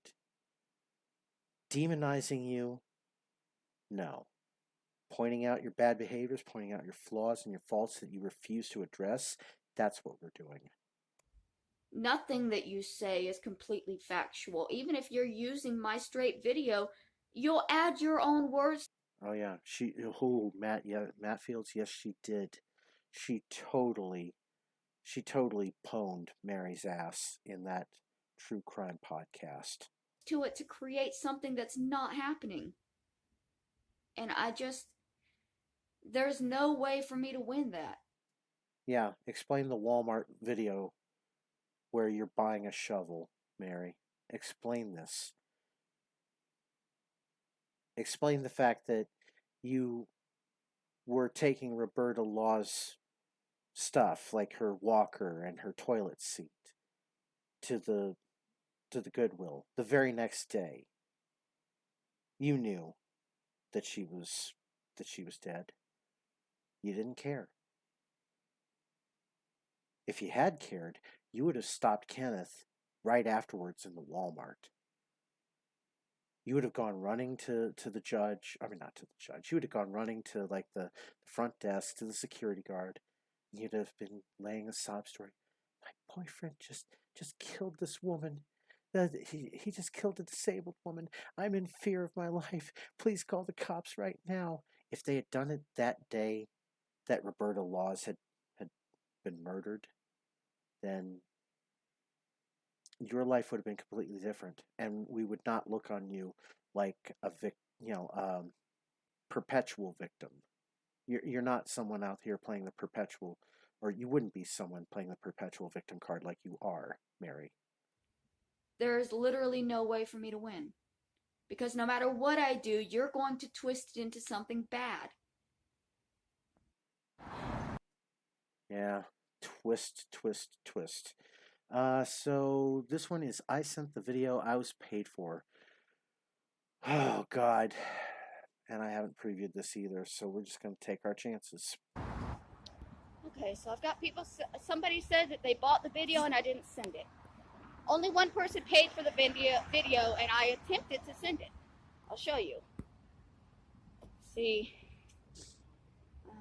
received $6. Wow, is that how cheap your OnlyFans is, Mary? $6? Jesus fucking God, I should get an OnlyFans if that's the case. And the message was for the video, right? So that if you look at my sent list,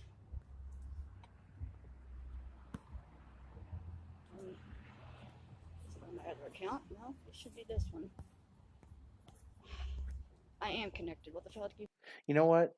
James Robert Clark III, if you're watching this, Adrasdea knows how to do other things with her stream on her phone.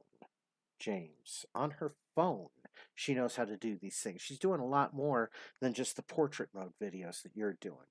James, if you put some effort into your stream, even through your phone, and make it a little more interesting, okay?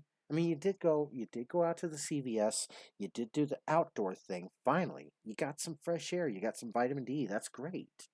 But, do some more with your streams. I mean connect. Oh wait, am I not? Okay. Sorry about that. Apparently I wasn't online. I thought I was. James, do you know what a pain in the ass it was for me to set up for that portrait mode video I did today?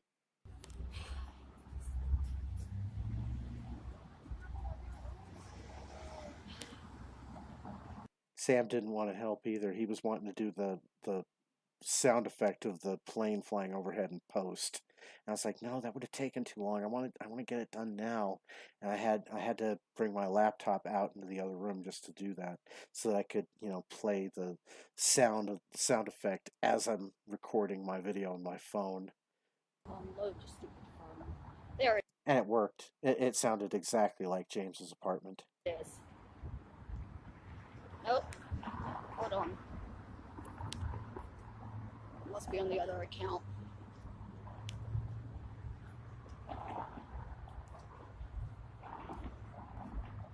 Set. Aha! There you go. See? And I even sent another message to ask to make sure that they responded, that they received it. So, no, I didn't lie. That clip next to the message means that there is an attachment on that. If you didn't receive it, I can't help you. I sent it to the address that I was given to send it to, and I even sent an email asking you to verify that you received it. It's called a return receipt, and you can set it, and the email client automatically sends you the return receipt when they've opened their email. It's called a return receipt. That's all I can do.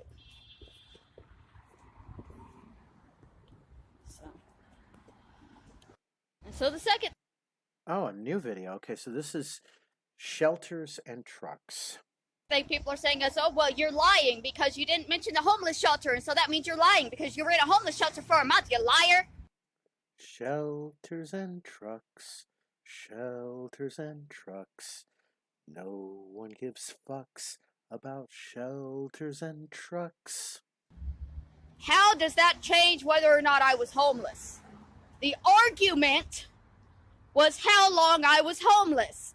And then you come in saying, well, you were in a homeless shelter for a month. That means that I was homeless, you dipshits. Being in a homeless shelter means that you are still homeless. Living in a truck means that you are homeless. Living in a tent means that you are homeless. Sleeping on your grandma's couch means that you are homeless if it is not your home. Sleeping on a friend's couch if it is not your home means that you are homeless. Living in a hostel means that you are homeless. Living in an Airbnb means that you are homeless. You know what means that you're not homeless? Living in a home that you are allowed to live in.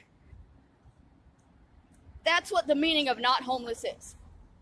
She's mad that her family called her out on her bullshit many, many years ago with her narcissistic histrionic behavior, with her me. It's always about me. Why aren't you paying attention to me?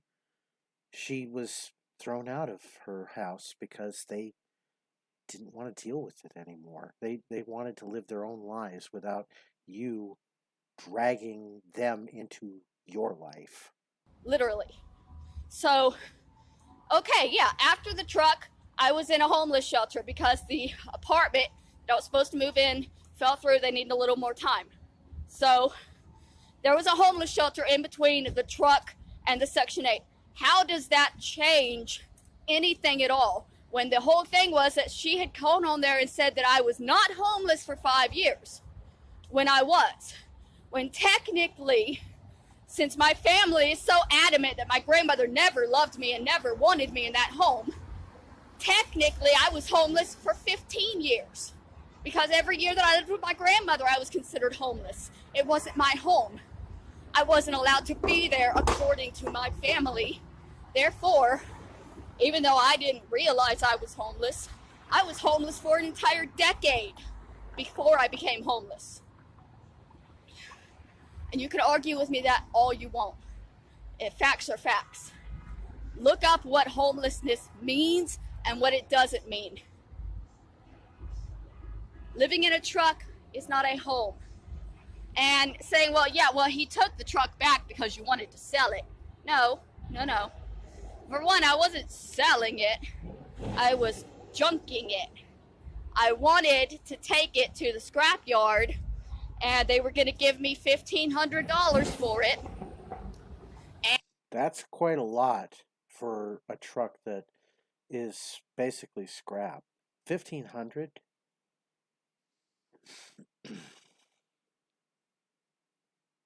Mary, I barely got $50 for my old Toyota Tacoma, my 2000 red Toyota Tacoma. It was a nice truck. Lasted me 16 years. And then the axle broke on it, and I just couldn't get it fixed anymore. But 16 years. Toyota Tacomas are like nigh impossible to destroy. You could drive those things into the ocean, and just with a little bit of work, you could just drive it back, and, nothing happened. But what is it with you and trucks, Mary? And the main reason that I wanted to scrap it, instead of trying to sell it for somebody else to use, is because you probably needed it for drug money. Was because I had just lived in it during a pandemic, and I didn't want anybody else using it. I lived in it during a full year of the pandemic. So you're basically going to turn a truck into a disposable tissue under the excuse that it's COVID. And Mary, it's called Lysol. They have it in a spray. You go to the store and you get a can of Lysol, or you get a bottle of the Lysol cleaner, and you clean the truck, Mary. Cleaning the truck kills the COVID. Okay? Why would I want to sell it to somebody who then might use it for themselves and might get sick from the fucking bacteria and shit that was in it? Oh, so you're not thinking of others. You're just thinking, oh, well, somebody else could use a truck, but you're just going to throw it away. So I wanted to scrap it for parts. I asked him to. Rocco's, this one did after like 16 years, but this truck that I had before, this truck had seen battle and came out like a champ. So for it to die like it did, it died like it lived. Help me by driving it the mile down the road to the scrapyard. That's all I asked him to do, was just help me drive it the mile down the road to the scrapyard because I couldn't drive it. He refused and decided he wanted to take the truck back because he didn't want it to be sold. He didn't want money to Yeah, because it was his truck. You were trying to turn around and steal his truck from him. be exchanged in any form. And now, okay, now I go back again.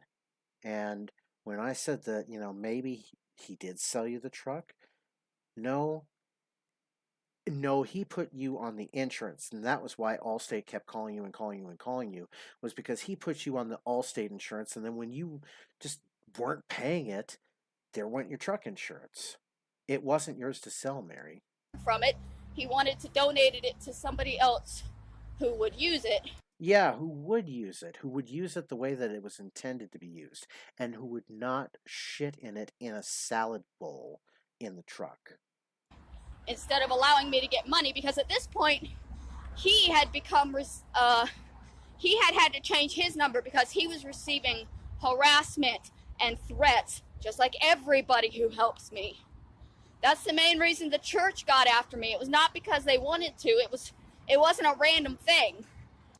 No, the church didn't throw you out because you were getting harassed by trolls. The church, I remind you, threw you out because you were shitting in a salad bowl and you were stinking up the parking lot. And you were taking that salad bowl and you're just dumping it right outside the truck. You're dumping your big gulp cup full of your pee right outside the truck. And you're just no regard for yourself or for anybody else around you. Somebody contacted them and lied to them. Oh, lies? So they lied about you doing those things? Please tell us more, Mary. Somebody contacted Ryan and lied to him and told him that I just wanted money for drugs, even though the only drug that I do is marijuana.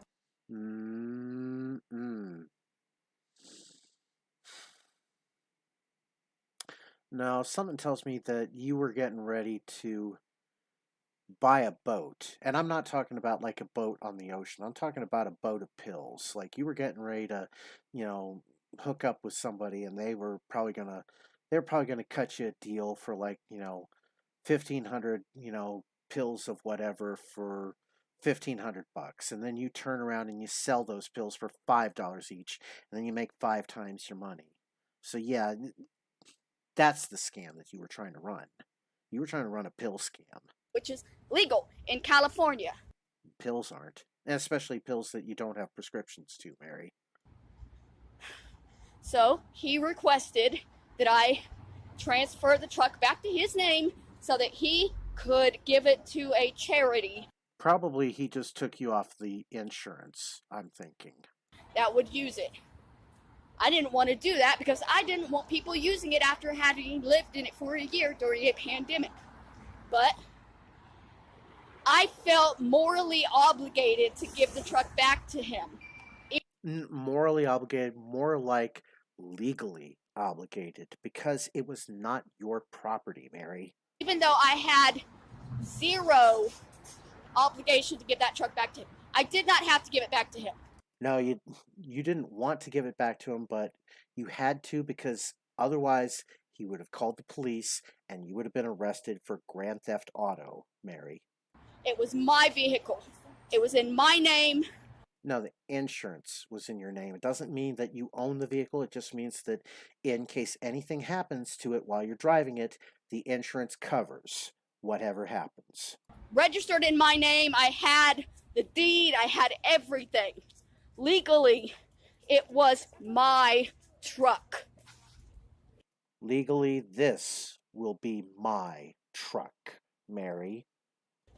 But the man who gave it to me asked for it back, and I gave it back to him because I felt like it would be morally wrong. Oh, the only way I'm going to give this truck back to the Toyota dealership is if there's like something that they got to fix to it. I mean, like, I'll just be like driving in and it's like, hey, window's kind of sticking a little bit. Can you check it? And they'll be like, oh, yeah, sure, no problem. Hey, how's that channel of yours going? Oh, it's going great. I got LolCows. I got so many LolCows, I don't even know what to do with them all. Oh, that's great. Yeah, we watch your channel all the time. Yeah, you give that shout out to our dealership. Oh, yeah. Hey, you all do good work. Thank you. See, I'm predicting the future too, Mary, but I predict it in a good way. To withhold it if he wanted it back. That's what happened with the truck. So y'all saying that I was never supposed to be living in it, I was supposed to be driving it, it was never mine, that's all a lie. You have created that. Oh, look, little Dobbs pipes right behind her. You see those little things, on the billboard. They look like little J.R. Bob Dobbs pipes. Praise Bob. To demonize me for something that I didn't do. Okay, so we're at 36 years old and still experiencing tit shaming. Mary, we're not shaming you for your titties. We're shaming Susan for not liking titties. Okay? Okay, so the problem is that you people don't understand what the meaning. She goes all over the place with her camera, but she does do multimedia presentations on her little phone, which is pretty good. Of the word homeless is. See? Because down here, you'll say, well, I was in a shelter. How does that change that I was homeless? Well, because you had a room and a place to sleep. Stop ignoring the fact that you pooped in a nipple, blah, blah, blah, blah. Whatever. If you are living in a shelter or another form of emergency housing, you meet the McKinney-Vento Act definition of homeless. Okay, so she's grasping at technicalities here. She's defining any form of housing that's not a home that she owns as being emergency housing, and that makes her homeless. Now, what does my titty popping out have to do with whether or not I was homeless? No, nothing. It was just fun, It was kind of a blast listening to AP, in the Discord after his show last night, and he's telling us all about his discovery, and then about 5 minutes later he's angry about his discovery because he has to go through a lot of work having to blur the shit out. Nothing. They simply want to shame me for being a woman. No. We didn't shame you for being a woman, but, we're just kind of, we wish you hadn't made us go through all this extra work in prepping your videos. I'm sorry. You're going to shame me for everything else in my existence. Why not shame me for being a woman that has breasts as well? Oh, you know what, Adrasdea? I don't think your breasts are as supple as mine. I mean, look at these mammaries. Oh, I gotta stop or I'm gonna be sexually harassing myself, Mary. Oh, that's so good. Oh, those nips are getting excited there. There you go. That's perfectly logical, sane reasoning. You people are sick. I'm aware that for a brief second, my nipple popped out last night. It was probably more than a brief second, but uh, I'm aware that hundreds of you have reported my channel and were trying to take it down for nudity. no, that wasn't me. That wasn't AP. That wasn't any of us. It wasn't Hatman. It wasn't Royce. It wasn't JJ Stoner. It wasn't Virgie. I mean, Isaac is the kind of prick who would do that, but I don't know. I don't think he would have. He probably just looked at your titties and laughed the same way that we did. But I'm also aware that I have not received anything from YouTube about it. yeah, because you know what, your channel's so small they don't care. If you did have that 1,000 subs though, then the algorithm starts to pay attention to you. Then it starts looking for shit like your nipples. If they contact me, I will re-edit the video to take out that part. I actually got a copyright claim yesterday on the Adrasdea Part 1, which was from the metal guitar cover version of Miserlou. And it's not even the Dick Dale 1962 version, and that's what the copyright claim was trying to say that it was. So it was a 7-hour stream, and YouTube's got this bullshit where they won't let you edit videos that are longer than 6 hours. What the fuck? I'm trying to get that song out of there. I wanted to be in compliance and wanted to be, like YouTube friendly, but now I had no choice. I had to appeal it and I say, look, it was a metal cover. It's not the original, and I'm stuck. I can't edit it out anyway. What am I supposed to do? And I showed them the link to the original video, and if they side with me, which is 60% chance, I'd say, yeah, I'll take my chances on that.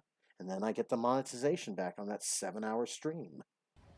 If they don't, I'm not going to do anything to it because it was there for literally less than a second. I didn't see it when I was editing it. Yeah, and the algorithm probably didn't catch it either. So it's, honestly, Adrasdea and James, nobody cares.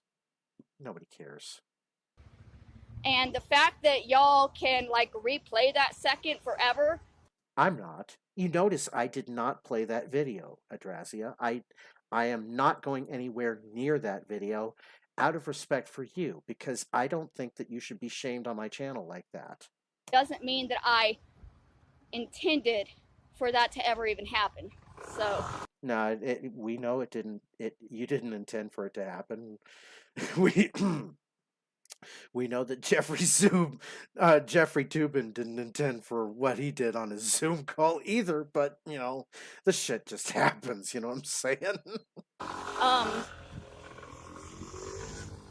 So the question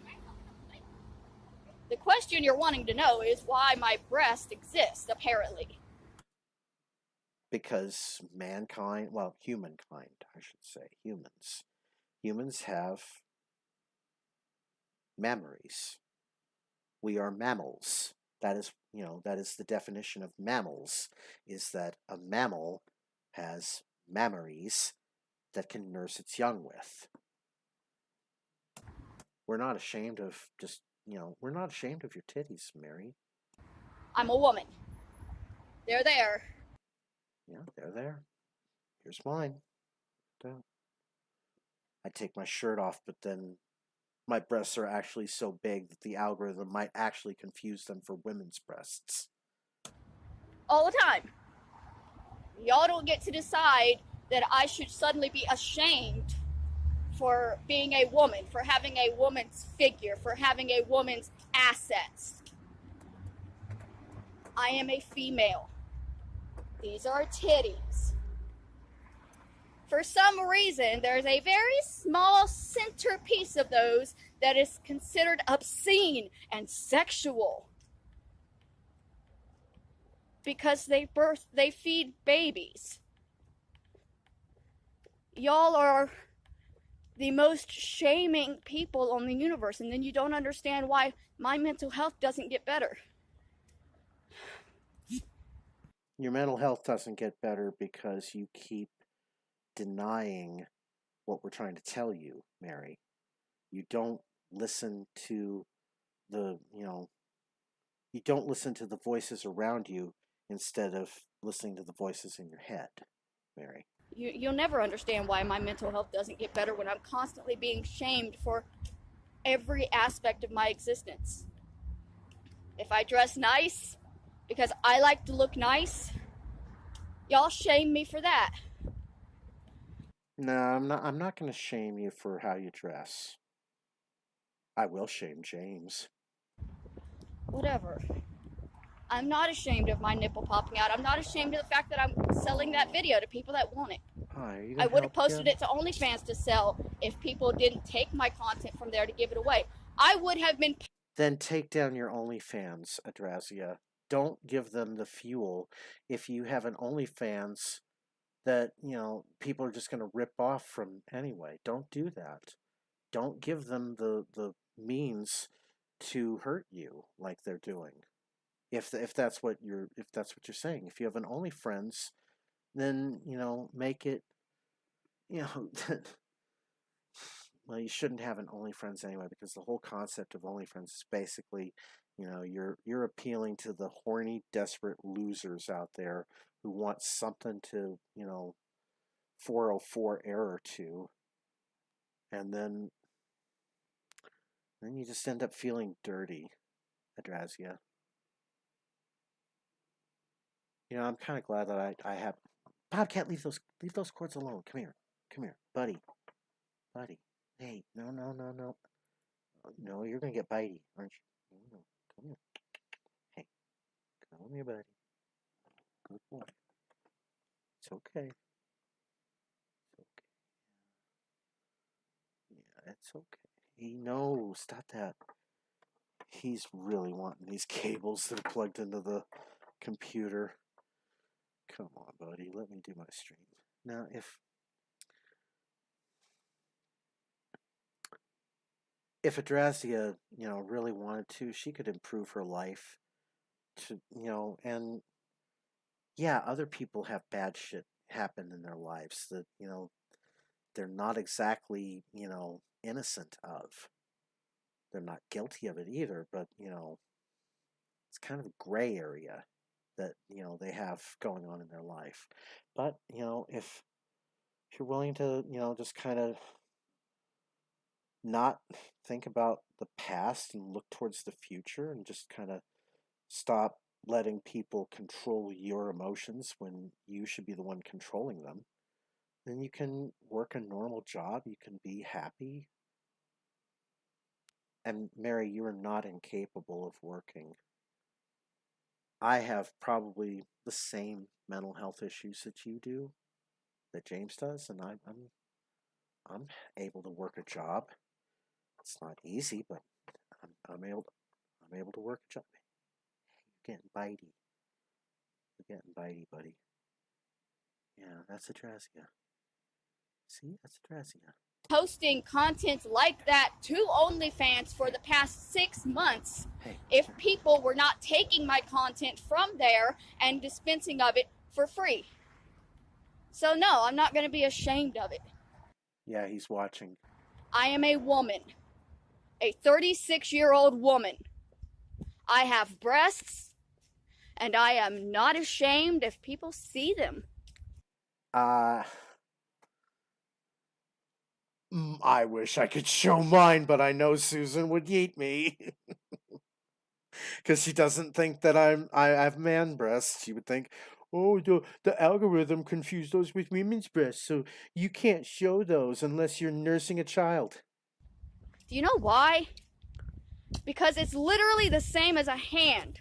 I just had a thought of Adrastea getting one of those home economics babies like you saw on the Kenny versus Spenny episode, where it's got like a computer and a microchip. It's basically like a, a fancy version of a Digimon, and you gotta feed it, and you gotta change it, and you gotta, cuddle it and caress it and things like that. And if Adrastea had one of those dolls, like the home X dolls that teaches kids how, or that teaches the teenagers how to raise a child, then she could have probably gotten away with. She could have just held it up to her nipple and pretended that she was nursing a baby. And then YouTube would have awarded her. Oh, you're nursing a baby. Oh, oh, we love baby nursing. You'd have blown up the algorithm at that point, Adrasdea. Or a leg. Hey, Or stop. an ass cheek. Stop. It is a human appendage. No. I don't see it as sexual. Bobcat, no. So Come why on. should I be shamed because you do?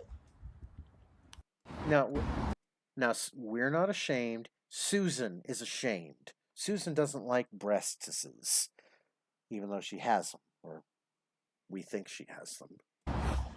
Right. So of course, now your argument is that, well, that's only one particular definition of homelessness. And so there are other people that would believe that you were not homeless if you were in a homeless shelter, because only the McKinney people think that that makes you no longer homeless. You are wrong. You are wrong. Staying in a homeless shelter means that you are still homeless. You are in an emergency shelter for the homeless. You do not automatically become housed just because you have a bed to sleep in an emergency shelter. Okay? From your logic, a homeless person could take shelter in a church during a storm and then decide that that was their permanent residence because they had shelter there at one point. You mean like you did in the parking lot where you were shitting in a salad bowl and peeing in a big gulp cup and just dumping the shit out in the church parking lot? You mean like that, Mary? No. Yes, I was in a homeless shelter. At that time, I was still homeless. Homeless shelters are still homeless. Nobody is housed in a homeless shelter. That's the point. It is an emergency short-term stay. It is nobody's permanent housing. That's why if you're in a homeless shelter, you are still considered homeless, because if they change that to say, well, she was housed for a month, well, then the whole homeless thing gets taken away and you don't get assistance anymore. No. They understand that, and you're grasping at straws because you want us to think that everything is about you, so you make it all this more dramatic than it really, really is. In fact, if we were to actually follow you around to go to the places that you say that you do, I bet that the shit's boring as fuck. I bet that, you talk to them, they talk to you. There's no histrionics. I bet that it's just like, you just normally talk to them, and they normally talk to you, and you don't get into any kind of fits with them. This is all your act that you put on for the camera. I know this. Living in a homeless shelter means that you are still homeless. Well, yep, she is right about that because, yeah, if you're in a homeless shelter, you don't have a home of your own. But I don't have a home of my own right now, Mary. Technically, I'm homeless according to your rules. Technically, I've been homeless for 5 years living here in Pueblo. Technically, there's a lot of people homeless all around Pueblo, all around the country, by your own definition of what homelessness would be, being without a home. Period. I think you're thinking of without shelter. Living in a homeless shelter in any state would still mean you are still homeless. No. Living in a homeless shelter does not change your housing status. Y'all don't understand what homelessness means. You don't understand what shelters are. You don't understand that my living in a truck is not having a home. And it's frustrating as fuck to me because I've been doing this for 5 years. I was in a truck, I was in tents, and y'all are just trying to discredit all of that by creating your own narrative. Your narrative is that the month I was in a homeless shelter, I wasn't really homeless. That's not the narrative for literally anybody else that knows anything about homelessness or homeless shelters or emergency shelters. It says right here, those living in emergency shelters are considered homeless. The shelter I was in, all homeless shelters are emergency shelters. So y'all just keep making up your own theories and then passing them off as the truth. Why didn't you go to a domestic abuse shelter in Florida right after Kenneth had done away with Roberta?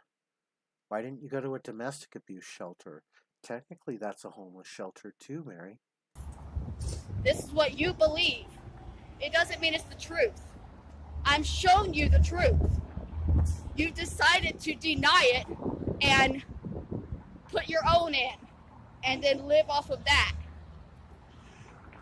Your argument that I wasn't homeless because I was in a homeless shelter is asinine. Absolutely asinine. You could Google in any state and find out that being in a shelter does not change the fact that you are homeless.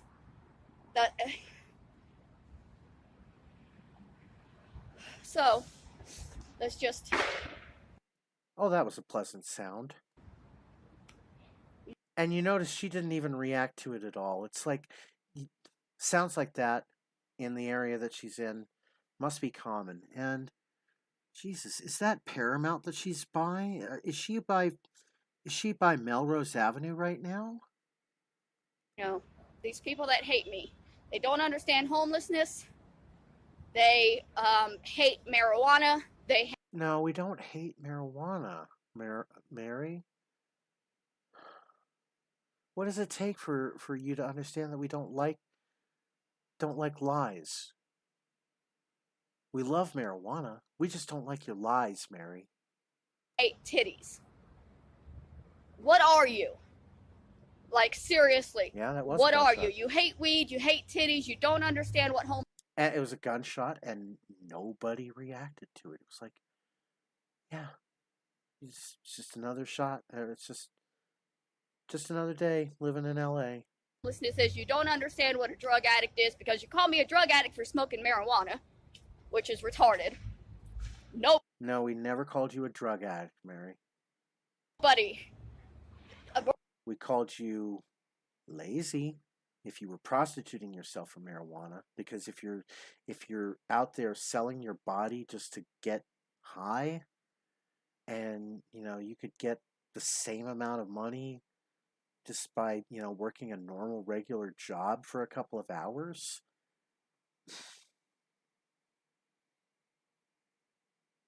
A real drug addict would be using a lot more than fucking marijuana, alright? More gunshots. And yeah, I just used the word retarded, and now y'all are gonna hate on me because I use that. Fuck you. This one is called Show Them. So apparently, Isaac has been, I don't know if it's Isaac, but people have been wanting Mary to show us them titties. Well, it seems to me this whole world's gone crazy. Ooh, I've got to be careful. Will this get me a strike or not? You know what? Let's test this. I'm going to play the whole thing in its entirety. JJ, start recording. Well, it seems to me this whole world's gone crazy. There's too much hate and killing going on. But when I see the bare chest of a woman, my worries and my problems are all gone. No one thinks of fighting when they see a topless girl. And maybe if you would show yours too, we could change the world. Well, show them to me. Show them to me. Unclasp your bra and set those puppies free. They'd look a whole lot better without that sweater, baby, I'm sure you'll agree. If you got two casabas, show them to me. Well, I don't care if they don't match or one's bigger than the other. You can show me one and I'll imagine the other. Well, even if you're really old, there's nothing wrong. Don't be sad, your boobs ain't bad. They're just a little long. Show them to me. Show them to me. Just like the girls gone wild on TV. Just lean back and show your rack, and I'll be in ecstasy. If you've got two fun backs, show them to me. Come on, baby, let me see. All the world will live in harmony. It'll do you good and it'll give me wood and we'll make history. If you love your country,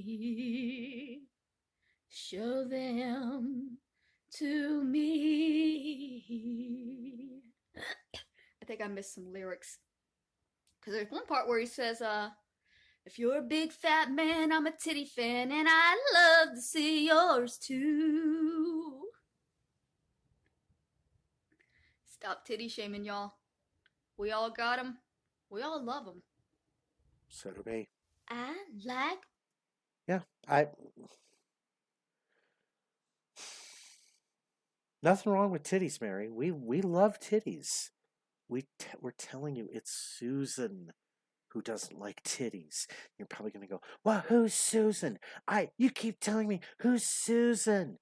Susan Wojcicki is the CEO of YouTube, and she's got a major content platform that she's trying to run, and she doesn't want Chris Chan making videos sitting on a cake yelling cake farts. She doesn't want she don't want anybody like doing anything that's going to take away ad revenue from HBO Max or whatever. So she's going to play it safe. She has to, because it's all about the bucks. Big boys, itty bitty boys, Mississippi boys, inner city boys. I like the pretty boys with the bow tie. Get your nails did, let it blow dry. I like a big beard, I like a clean face. I don't discriminate. Come and get a taste. From the playboys to the gay boys, go and slay boys, you my fave boys. Okay, So that one was called Boys, and this one is called I Did Misspeak. I was actually in an SRO, single residence occupancy, and not an emergency shelter. So she's correcting herself. I'm not saying backpedaling, because it's not backpedaling. She's probably so agitated at the time, because she's trying to compose her thoughts and at the same time control her anger about the videos that are being made about her. And so, yeah, she's got to correct herself. The same way we will correct ourselves when we prove that we are wrong. something else y'all Yeah, you're right. Susan is a very big 404 error. are confused about, because when I was in that shelter, I said that there were some people there that were there for permanently. They had been there for years. That's because it wasn't actually a homeless shelter. It was an SRO property. SRO stands for Single Residence Occupancy. It's different than a homeless shelter, but it's also an establishment set up to help people who can't afford an apartment or might be homeless or for whatever reason. So technically, I guess you could say I wasn't even in a shelter. Since y'all want to be so nitpicky, well, you were in a shelter for a month. I was in an SRO, which is not the same as a homeless shelter. But it still doesn't change my status, because I was staying there in an emergency situation while waiting for my shelter, my housing to be completed. There is a difference between a homeless shelter and an SRO. The fact that all of you are confused and don't understand what these things mean does not mean I'm lying. Okay? Your ignorance is not my fault. You could easily Google all of this instead of bringing up your lies and theories and spreading them and making me have to address them and fix them. You mean the same way that James Robert Clark III has to address and fix every time that I make a video about him? Is this it, Mary? Or are you saying that you want to be a permanent resident of my LolCow ranch? I'll take it. Because if it gets me closer to this truck, I'll take it. Because, and even now you're going to say, well, you never said it was an SRO before, you said it was a homeless shelter. Yeah, probably did. Because in my mind it was the same thing. But technically, Oh, we're actually almost done here because this is 8 videos out of 11. So we'll be out here before you know it. But it, not like yesterday, not like my 7-hour stream, but those are fun too because I love the idea of a 7-hour stream because you can get more YouTube ad revenue out of those, and I love the idea that people who are going to be searching James Robert Clark are going to be insomniacs like us anyway. They're going to want something that they can just tune to, set it, and forget it, and then just kind of zone out and listen to us, deconstructing the videos, and then it kind of works on a subconscious level. So you pick it up both on the conscious and the subconscious. it wasn't. It was an SRO. I misspoke when I called it a homeless shelter. Because it was technically not a homeless shelter, it was technically an SRO. So, my bad for misspeaking on that, but there's not that big of a difference. Y'all nitpick and split hairs over the tiniest little things, and they're Yeah, you're right. It is obsessive compulsive disorder. And when I was stuck in their level of thinking like they are, then yeah, I was wanting to get that last word in also. I still do. But I know how to get the last word in effectively. I don't get the last word in like, on a histrionic screaming level. I know how to get it in smooth. there is very little difference. There the SRO is just a different type of program set up to help people. All right, so this next video is called I Helped It. And you know what? I watched this earlier, and you're just going to be saying to yourself, Mary, why? Through the whole thing. Well, I'm stupid. But at least I'm honest. Hopefully, Santa will see this. He's watching, Um, so what had happened, I came down to the store to get some mashed potatoes. Just some boxed mashed potatoes, I don't know. I'm feeling like feasting on mashed potatoes tonight. Yeah, I actually kind of appreciate Instamash myself, and this is actually kind of fun. I can make Instamash with a coffee maker. You just get the water going through the coffee maker, and it gets it really kind of super hot anyway, and that's the perfect temperature for making Instamash. So, I actually kind of like Instamash. If you make it right, it just tastes like regular mashed potatoes. Yeah, the trick is you got to add less water instead of more. You can always add less water, but when you start adding more water, then you start getting that soup. So, go in, grab my stuff, come back out, and I see a wad of bills on the sidewalk outside the store. And of course, being me, I instantly Now, when you hear wad of bills, I'm thinking like a big fat roll, right? Which comes to everybody's mind. You're thinking like a lot of money. Wait till you find out how much it was. pick it up, surprised that nobody else has touched it. So I pick it up and look at it. Uh-oh. Dogs are upset that Adrasdea is making a video again. Then decided I was trying to figure out. No, don't say butter. Do not say. Oh shit!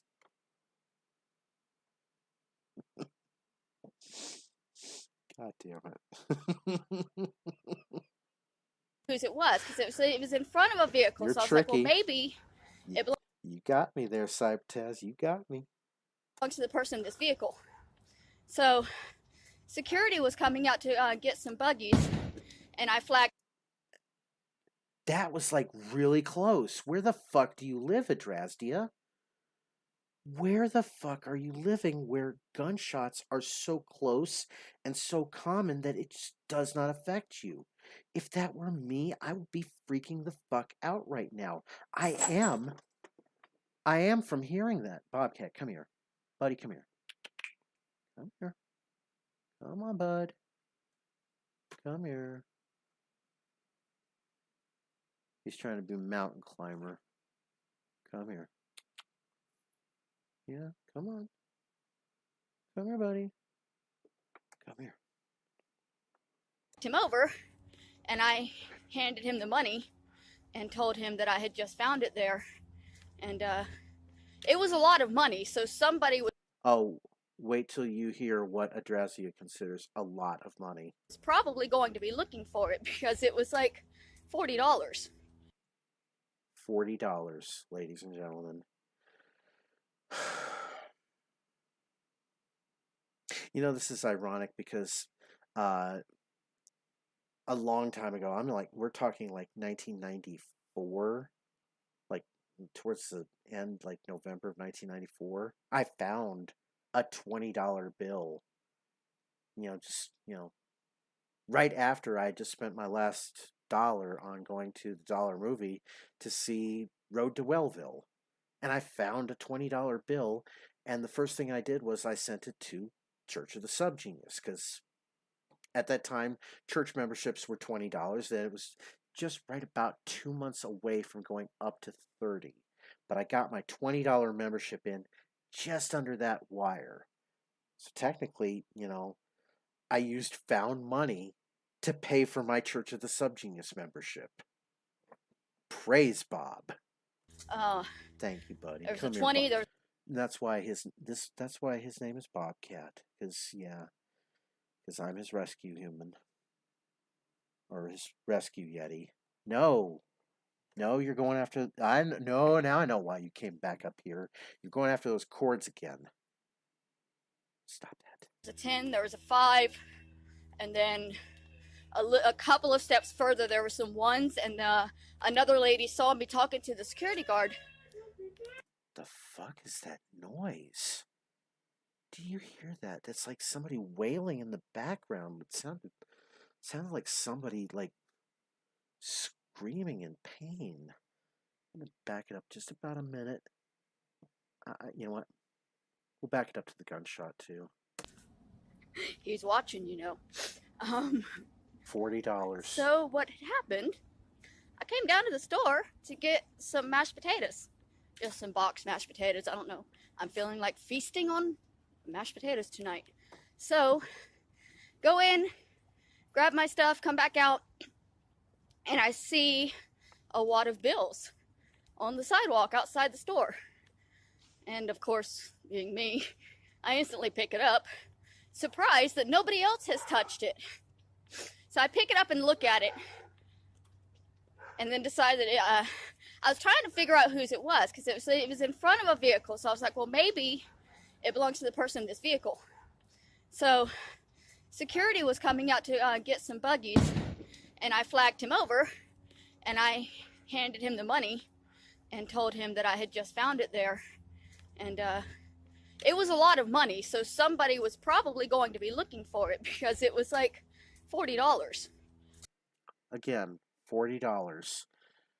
Adrasdea, if this had been $400, I would have turned in $400. But when it's something that's like meaningless as $40, chalk it up to good luck and use that $40 to buy you food, because that's what the universe was trying to do for you. There was a 20, there was a 10, there was a 5, and then a couple of steps further there were some 1s, and another lady saw me talking to the security guard, and she found an EBT card sitting kind of close to where I found the money. Of course, I didn't see the EBT card. My fucking mind only goes to things I can use. Um, saw that fucking money right away, but I didn't see the EBT card until somebody else pointed it out. But Hey, you know what? Wait a minute. Wait a minute. You found an EBT card. You would never have been able to use it anyway because you don't know what the fucking PIN is for that EBT card. So yeah, you knew the EBT card was worthless anyway because you would never have known the PIN. And if after 3 failed tries it blocks the card anyway, it's useless. It's just dead piece of plastic at that point. yeah, so we gave the money and the EBT card to the security guy at the store. Hopefully, the person that lost it, hopefully the money belongs to the person with the card and they'll be able to get it back to them and it won't cause too much damage. Here's what's happening. I guarantee you that that $40 is in a little paper envelope, at the lost and found in the manager's desk. And that $40 is just going to stay there forever and ever and ever. And no one's going to claim it because no one claims small amounts of money like that at Adrasdea. I feel like a horrible person for even thinking about keeping it, though. No, I would not have. I mean, for $40, that's something that you really you chalk it up to good luck. I mean, 20. What was I supposed to have done back in 1994 if, if find $20 on a sidewalk? What are you going to say? You're just going to go up to people, hey, did you lose this $20? What are they going to say, Adrasdea? Why, yes, I did lose that. Thank you.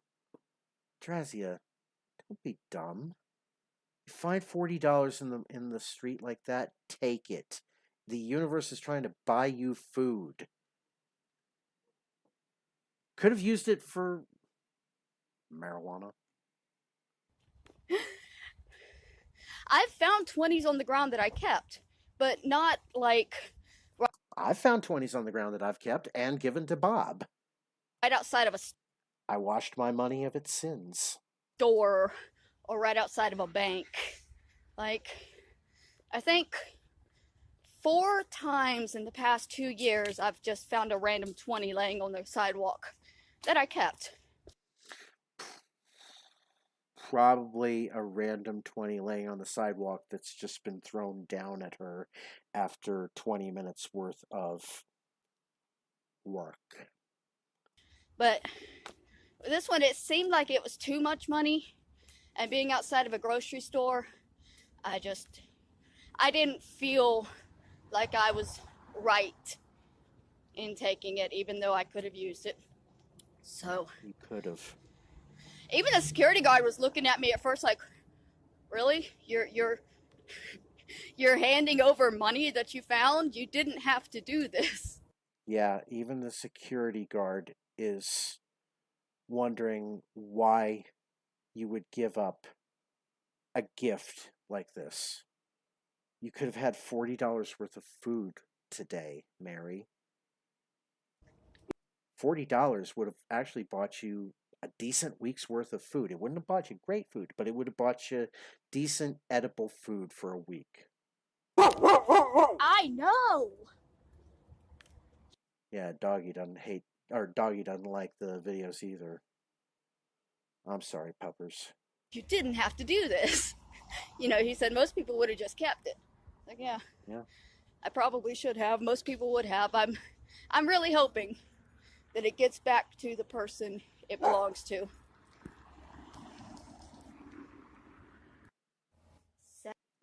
All right, so we're almost done. This is video number 10. What kind of middle-aged man tit shames women? She's obviously talking about AP here. So, and damn, she's highlighting them puppies tonight. Sex work is work. Period. So, Virgie and Adonis Paul have decided to shame me. Big shame. I didn't even watch this video. I just downloaded it, prepped it, got it ready in the folder for VLC, hadn't even watched it. And how did I know that this was about Adonis Paul? By taking the unedited video that was bought by one person and apparently given to them, and putting it on a loop for hours and hours and hours, just mocking and laughing at a woman's breasts. What's funny about breasts? What is mocking and shameworthy? There's plenty of things that are funny about breasts. The Woody Allen movie, Everything You Always Wanted to Know About Sex But Were Afraid to Ask. The mad scientist sequence with John Barrymore and, Woody Allen as the, news reporter. And then you got a gigantic boob that's roaming the countryside and killing people with, squirting milk. So, and then they finally trap it in a gigantic bra that's like a 4,000 X cup that's made out of like parachutes. And then the story has a happy ending because that gigantic boob is, doing community service at the local maternity ward. About a female Yes, boobs are funny. I love boobs. owning titties and Hatman likes titties. exposing them. See, maybe it's because I'm asexual. I'm not interested in men or female. Like I don't have sexual feelings towards either gender. So a tit is a tit, a dick is a dick, an ass is an ass. Their body A liver is a liver. A spleen is a spleen. parts that everybody has, but some people get shamed for them. Now, I thought this would end after. Oh, Adrasdea, I've taken plenty of shame for these puppies. Okay? I really want to show these. I want to set these free. But YouTube says I can't show these. And these are men's boobs, Adrasdea. Bob. Bob had bitch tits. School. I've had big ones since I was 12. And in That's actually, ironically enough, that's about how long I've had my big boobs, since I was 12. middle school, the boys used to make fun of me and ask me if I was wearing a Wonder Bra, way back before they even understood what a Wonder Bra was. I would have probably filled a B cup back then. I probably still could. They didn't understand why they were making fun of them. Adrasdea, I'm making more fun of my own boobs right now than I am yours. Your tits are normal and healthy, and go see the breast cancer screenings like once a year to take good care of your health, because that is kind of important, because women within your age group do face challenges with breast health. But, I've made more fun of my own boobs tonight, Mary. Because none of us understood puberty. I bet Hatman would like my boobs, Mary. We make fun of things we don't understand or make us uncomfortable, right?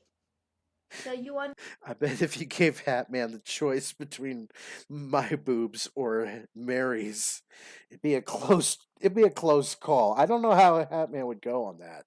It's probably a dead heat. It's like, I have to see both sets of titties before I can make a determination. understand 13 or 14-year-old boys yanking. Yeah, you know what, Little Git, that actually brings up an interesting point about Woody Allen movies, is that he snuck in all kinds of creepy little things into those movies, into It's All Everything You Always Wanted to Know About Sex, but we're afraid to ask. Bobcat, no, you leave those cords alone. Okay, good boy. Hey, hey, it's okay. It's okay.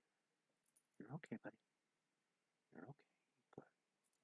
But yeah, it's he would sneak all kinds of like little creepy references, and if you go back and watch that movie, you're gonna be like, "Holy shit!" It's like should have seen the signs back then.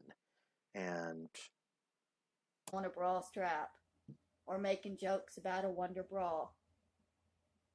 But when you're 36 years old, Yeah, I'm gonna make more fun of Chris Chan's titties than I will yours, Mary. And there are adults attempting to shame you for your breasts. That is just very, very sad. And I said earlier, these people have a problem with weed and titties.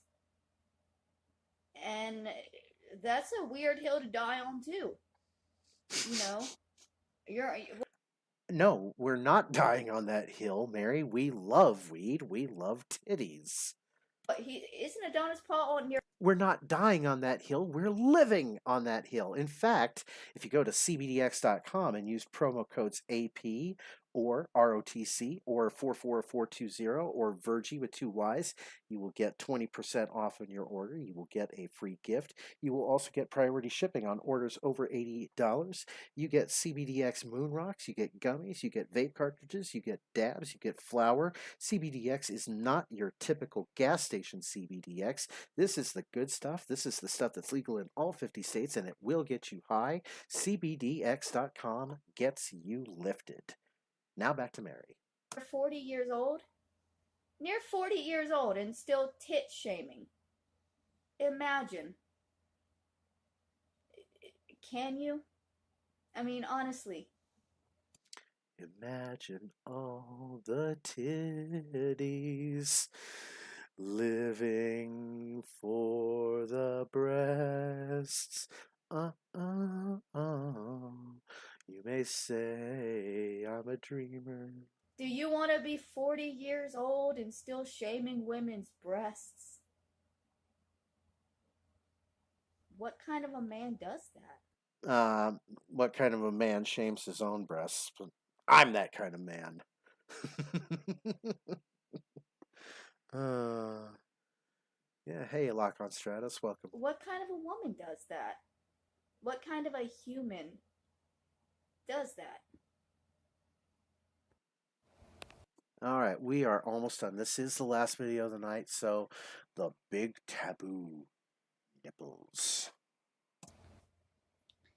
Okay, so as many of you know, last night I filmed my spotter day, where I did my hair, and I did sell the video where my breasts were exposed for a couple of minutes at the end of that. Um, the person I sold it to, of course, gave it to the other people who hate me, and they are now using it on a loop to make fun of me for hours on end. I'm not. I'm not doing that, Mary. I didn't show that video tonight because I don't feel that it's that important. If I if I really wanted to shame you, I would be looping that video like 10 times every hour, Mary. But I'm not. We're trying to highlight your bad behavior, but we also can't at the same time highlight the bad behavior that's going to get us yeeted off of YouTube. They want me to hurt myself. No, again, we do not want you to hurt yourself. We want you to grow up. If you think growing up is us wanting to hurt you, Honestly, they want me to kill myself. again, bullshit. Nobody wants you to kill yourself, Mary. You're too valuable on my LolCow ranch right now. I want to keep you alive. I'm going to keep you alive. You know what? I'll quote the Mel Gibson movie Payback, Chris Christopherson. I'll give you blood transfusions and keep you alive for 3 weeks if I have to. And they are commenting in my videos just over and over and over again. Oh God, we were talking about that in the Facebook group about Chris Chan. We were saying that what if there was a Chris Chan Bitcoin, Sonichu coin? Could you imagine a Sonichu coin that everybody just be pumping and dumping the shit out of all the time? Same thing with Adrasdea. Oh yeah, I don't know. I think it's probably a good thing that Christian is in jail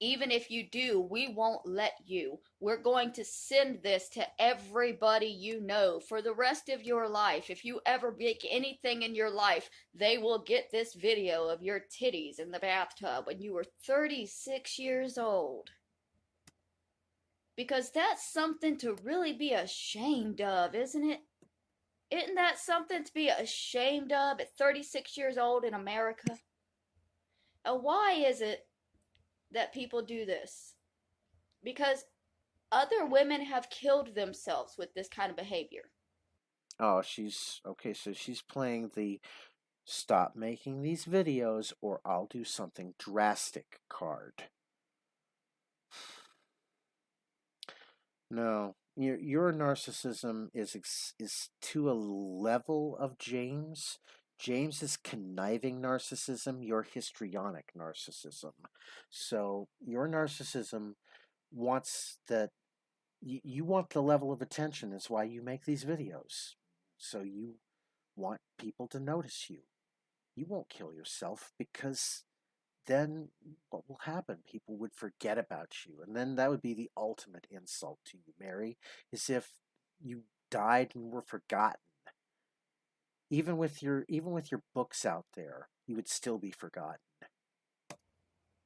And if I had any self-esteem left, it would probably hurt me a whole lot more. I don't have enough self-esteem to be hurt by this. I was looking up some articles. I'm gonna. I had, my self-esteem is, I'm not happy about, the story that I had to tell, where I was like, working in an inconvenience store like 10 years ago and I'm eating food that's meant for a dumpster. I'm not happy about that, but my self-esteem at that time meant that, I can admit these things and I can say to myself, I did what I had to do to survive. You know, I'm not ashamed of it. I'm not happy either, but I just wish the circumstances wouldn't have been so drastic to, force me and other people to do that kind of thing. Read one of them to you that mentions Amanda Todd. She was obviously much younger than me, but it might help to understand the the type of pain that they're trying to inflict on me by taking my titties and putting them out there and letting me know that for the rest of my life they will be sending this video to people. No, your titties video died about an hour after it was posted to the YouTubes, Mary. It wasn't that interesting. To torment me, to harass me, and to hurt me. Okay, so if we're tormenting and harassing and hurting you, you're so good about showing the screenshots. Why haven't you shown any screenshots about this? Because nobody's posted any comments on this. That I don't, I'm not going to go there. For being a woman that owns breasts. I own breasts. Remember, my breasts are probably just as good as yours, Mary. I have been made to feel ashamed of these bags of fat that grow on my chest naturally since I was a 12-year-old girl. When the boys on the school bus would make fun of me because they were so big. Now at Yeah, I know the feeling because it's even worse when you're the fat kid and you have the fat boobs. You know, yeah. Uh,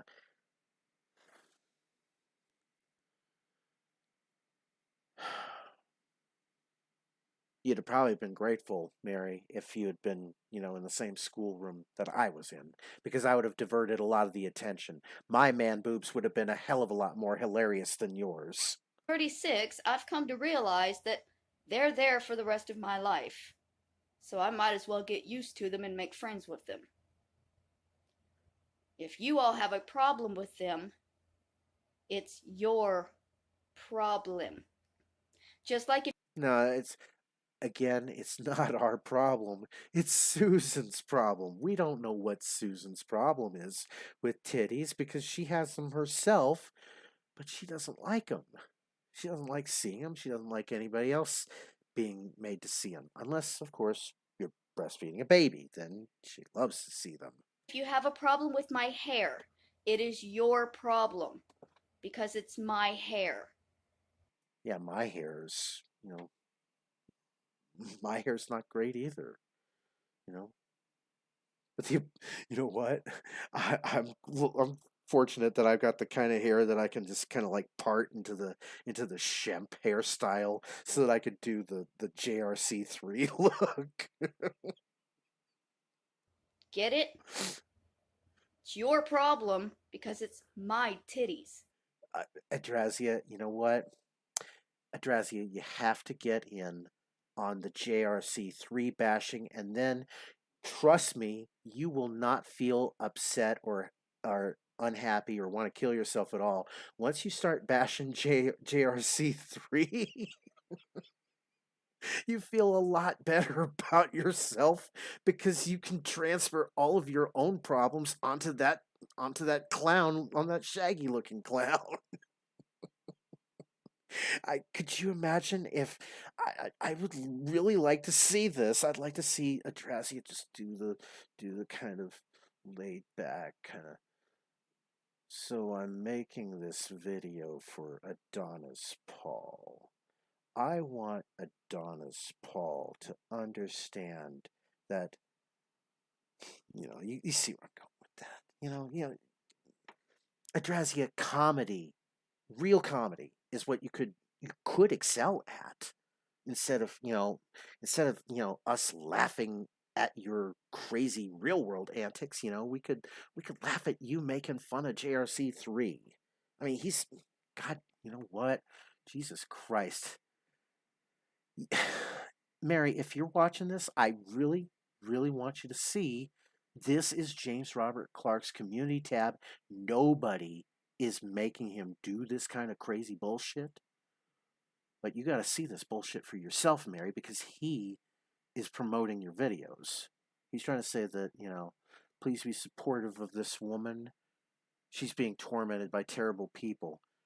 Yeah, let's zoom in. There we go. Please be supportive of this woman. She's being tormented by terrible people. Zoom out. There we go. But Mary, you gotta change your format. Okay, I'm not saying take a hiatus, because James Robert Clark, he thinks that hiatus is, you just say you're taking a hiatus and then 2 days later, well, I'm going to take another hiatus. Hiatus is a little bit more than just 2 days, and you have to stop making videos during the 2 days. But James Robert Clark is trying to play any card that he can to help him and with Eliana, and unfortunately now you, Adrasdea, have become a card in James Robert Clark III's skip mode deck. So yeah, he's really out there trying to. Oh God, I'm gonna have to go through his community tab on a separate video one of these days. This is just gold mine in and of itself. Oh man, yeah, James Robert Clark is not the person you want defending you, Adrasdea, because James is, I wouldn't say worse than Isaac Flores, but he's definitely dangerous on a different level. So, yeah. Just trust me, Mary. Bash James Clark. Do not align yourself with him, because, that's just going to make the F people all that more stronger against you, Mary. Let's get back to it. Show the last of this video, so get the fuck out of here. All right. You don't have a right to decide what I should be ashamed of when it comes to my body. So, turn my face off. Yeah, free to nip. That's not a joke. Free the nipple, baby. They are just booby buttons. Okay, let's turn the internet off to make sure I don't get any more. This was an article written by Connor Friedersdorf. 9 years ago, Adrasdea. But I will applaud you for taking some time to look up some articles that would back your thesis. And it's not ranting; it's you are putting together an actual thesis, and this is good. Friedersdorf? You're forming an argument, and you're using sources to help back your argument up with. This is actually very good progress. I hope that's right. On October 14th, 2012. The Pointless Shame. The English speaking world's issue with women's breasts. A reflection. What's probably bad is that this was probably the best article, and that after 9 years, like the article quality just goes to shit on the Atlantic. On the useless taboos that surround female nudity. The tragic story of Amanda Todd is making the rounds. In 7th grade, she met a guy online who told her she was beautiful and successfully persuaded her to flash her breast during a video chat. He contacted her months later, having somehow figured out her identity, and tried to blackmail her with a screenshot.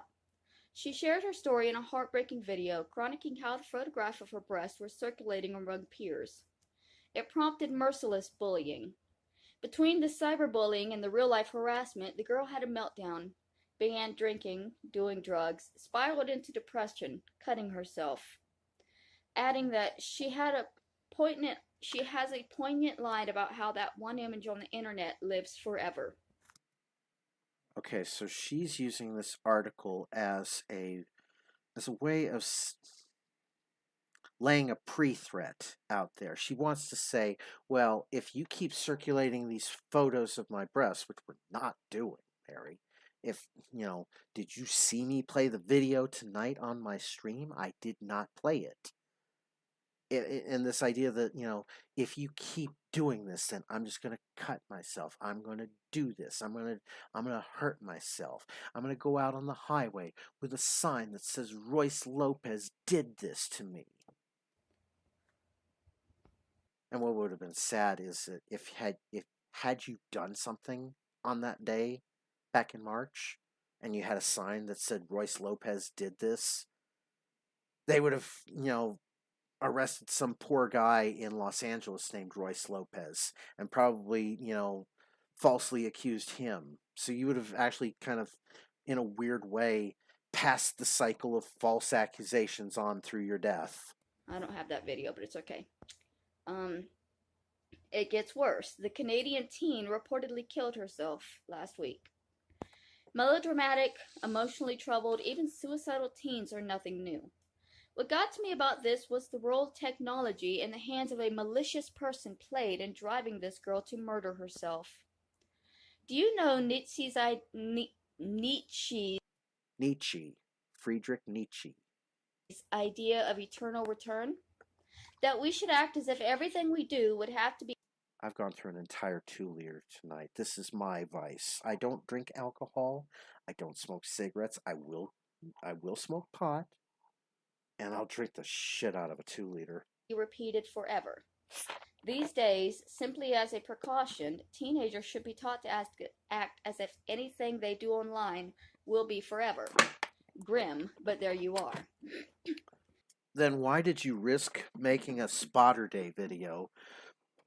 And, why did you take that chance of your titties popping loose and having a wardrobe malfunction? As a parent, I'll warn my kids about the permanence of the web, its perils, and how to avoid them. I'll particularly want any child of mine to understand the potential consequences of naked videos of their bodies winding up online. Here's a way to think of the permanence of the web. Think of a library that's the size of a city, okay? And everybody's articles get their own little cubbyhole. But that library is so fucking huge that, it's just a flood of information, Yeah, it's out there, but so is everybody else's, and it really doesn't matter at that point. It's prudent to teach kids how to navigate prevailing social norms. It does remind me, though, of that data gathering center that they were. Ooh, the data gathering center that was being built in Utah that was supposed to be able to hold like 100 years worth of data for every man, woman, and child in the United States. Whatever they may be. Again, everybody's information is going to be out there, but so will everybody else's. And it's just, flood of information, and just your information gets kind of lost in the chaos. But don't stories like this one demand something more from us than cautioning? When a child is bullied to the point of suicide partly because a photo of her breast was circulated to her friends and family, shouldn't we ask ourselves why the Anglosphere retains social norms wherein being seen topless is regarded as horrifying and shameful? Yeah, it is kind of where Puritanistic values have kind of infiltrated our country for well over 450 years. And when you think about why the Puritans left England, they left England because England wasn't religiously oppressive enough for them. So they had to go, found their own colony where they could practice their own form of religious oppression. And if you study things like the Salem witch trials and Arthur Miller's The Crucible, then you understand that religious oppression is just kind of a natural progression. You know, there's always going to be corrupt religions. Most corrupt religion, of course, is the Church of the Subgenius, but that's because we're honest about our corruption. No, seriously, a corrupt religion is only interested in getting the money from its parishioners. It doesn't care about the values of the community. It just cares about, building the mega church. It cares about, making sure that, pastor has his Gulfstream 5 plane kind of thing. Bullying is as troublesome a culprit in this case as whatever pretext prompted it. The stigma against female nudity is nevertheless something that costs women the world over very dearly, and it benefits none of the places where it prevails. Think of Earth as a great natural experiment, where certain parts of Scandinavia think nothing of co-ed naked saunas, and certain parts of the Middle East require women to cover themselves in head-to-toe burqas on the street. How many Americans, Canadians, or Brits believe societies that enforce female modesty are better off? Or that countries where immodesty is most stigmatized are more moral or functional? Yet, we stigmatize the human body. It is appropriate to castigate the photographer who captured images of Kate Middleton, the Duchess of Cambridge, sunbathing topless. For Lecrae. Okay, that's different because Kate Middleton is royalty, and royalty titties are always going to get top priority in the sun. I mean, just ask Catman, okay? I mean, give you another example. Larry Flint made an empire of smut off of Jackie Onassis's titties. See? He needlessly humiliated someone, knowing the pain that it would cause. But there's more to the story. The coverage of the episode is perfectly summed up by the cover People magazine chose. Given prevailing social norms, perhaps this was a nightmare for Duchess Middleton. If so, that would be an understandable reaction. I don't hear people 9 years after going, "Oh, Kate Middleton showed her titties and caused society to collapse." I don't. I'm not seeing those stories now. So this idea that bullying perpetuates itself throughout eternity, just because of one flash of titties. I mean, she's right. When people get bullied in those examples, like she's quoting in the story, is one thing. But Kate, oh God, I'm gassy. Hold on.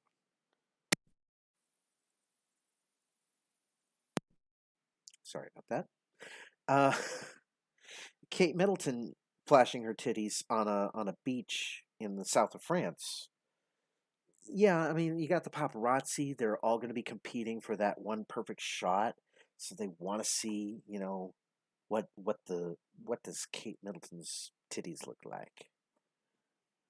I'm sure they're nice. But what does it say about I'm sure, William thinks they're nice too. our culture that it's plausibly a nightmare for a physically attractive 30-year-old woman to be seen topless at a private home with her husband? I wouldn't dream of criticizing Okay, now okay, she got the idea. This mental image in my head of Ice-T and Coco. You know how, Coco, Ice-T's wife, is like breastfeeding her children. She's like doing like breastfeeding her children like when they're like 9 years old, breastfeeding to the point where like Ice is like damn, damn. Yeah, because he's getting shut out of all that fine titty action. No, I better not say that. I'm sorry. any Duchess Middleton reaction to I gotta behave myself for something special. this. In a similar position, I might well very be upset at the invasion of privacy. What I couldn't help but imagine is how awesome it would have been if Middleton called a press conference on a nude beach, arrived topless with 1,000 women, and told the assembled press, the photographer who invaded my privacy had no right to capture those images. But I face that nightmare on a daily basis, and no one has given a damn until one of them photographs me topless. Grow up. I am unashamed of my body. In fact, I rather love it. All these women love their bodies. That makes some immature people uncomfortable, and it is their problem, not mine.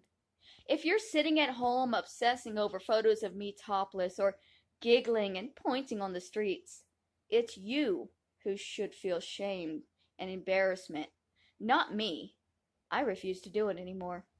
You know what? I'm going to bring up an interesting point here is that you false flagged Adonis Paul's channel for bullying and cyber harassment because of the Mayo documentaries, and nobody has done shit to you because you accidentally had a flash of your titties last night.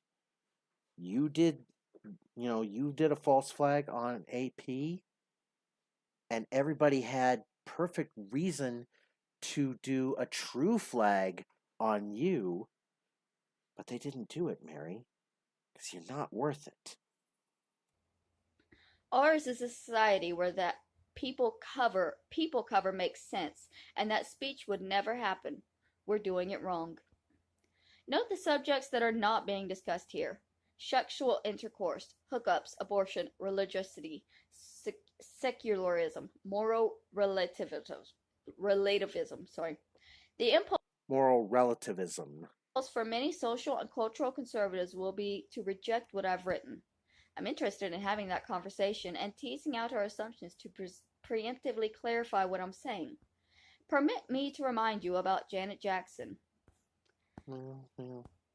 Okay, so that does bring up a good point. That is that, yeah, when Janet Jackson had that little oops flash at the Super Bowl with Justin Timberlake, is you know what that was, Adrasdea? That was planned. That was definitely planned because the little section of that had little rip away buttons for that. They were This was $550,000 worth of Super Bowl.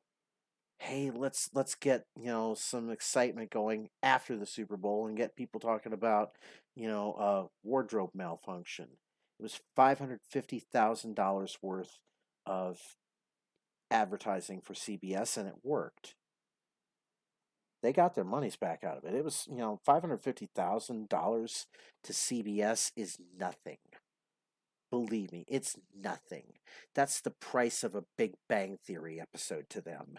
Above, which is not going to load for me, but because I don't have internet here, is the infamous Super Bowl halftime show that ended with her breast exposed for a split second.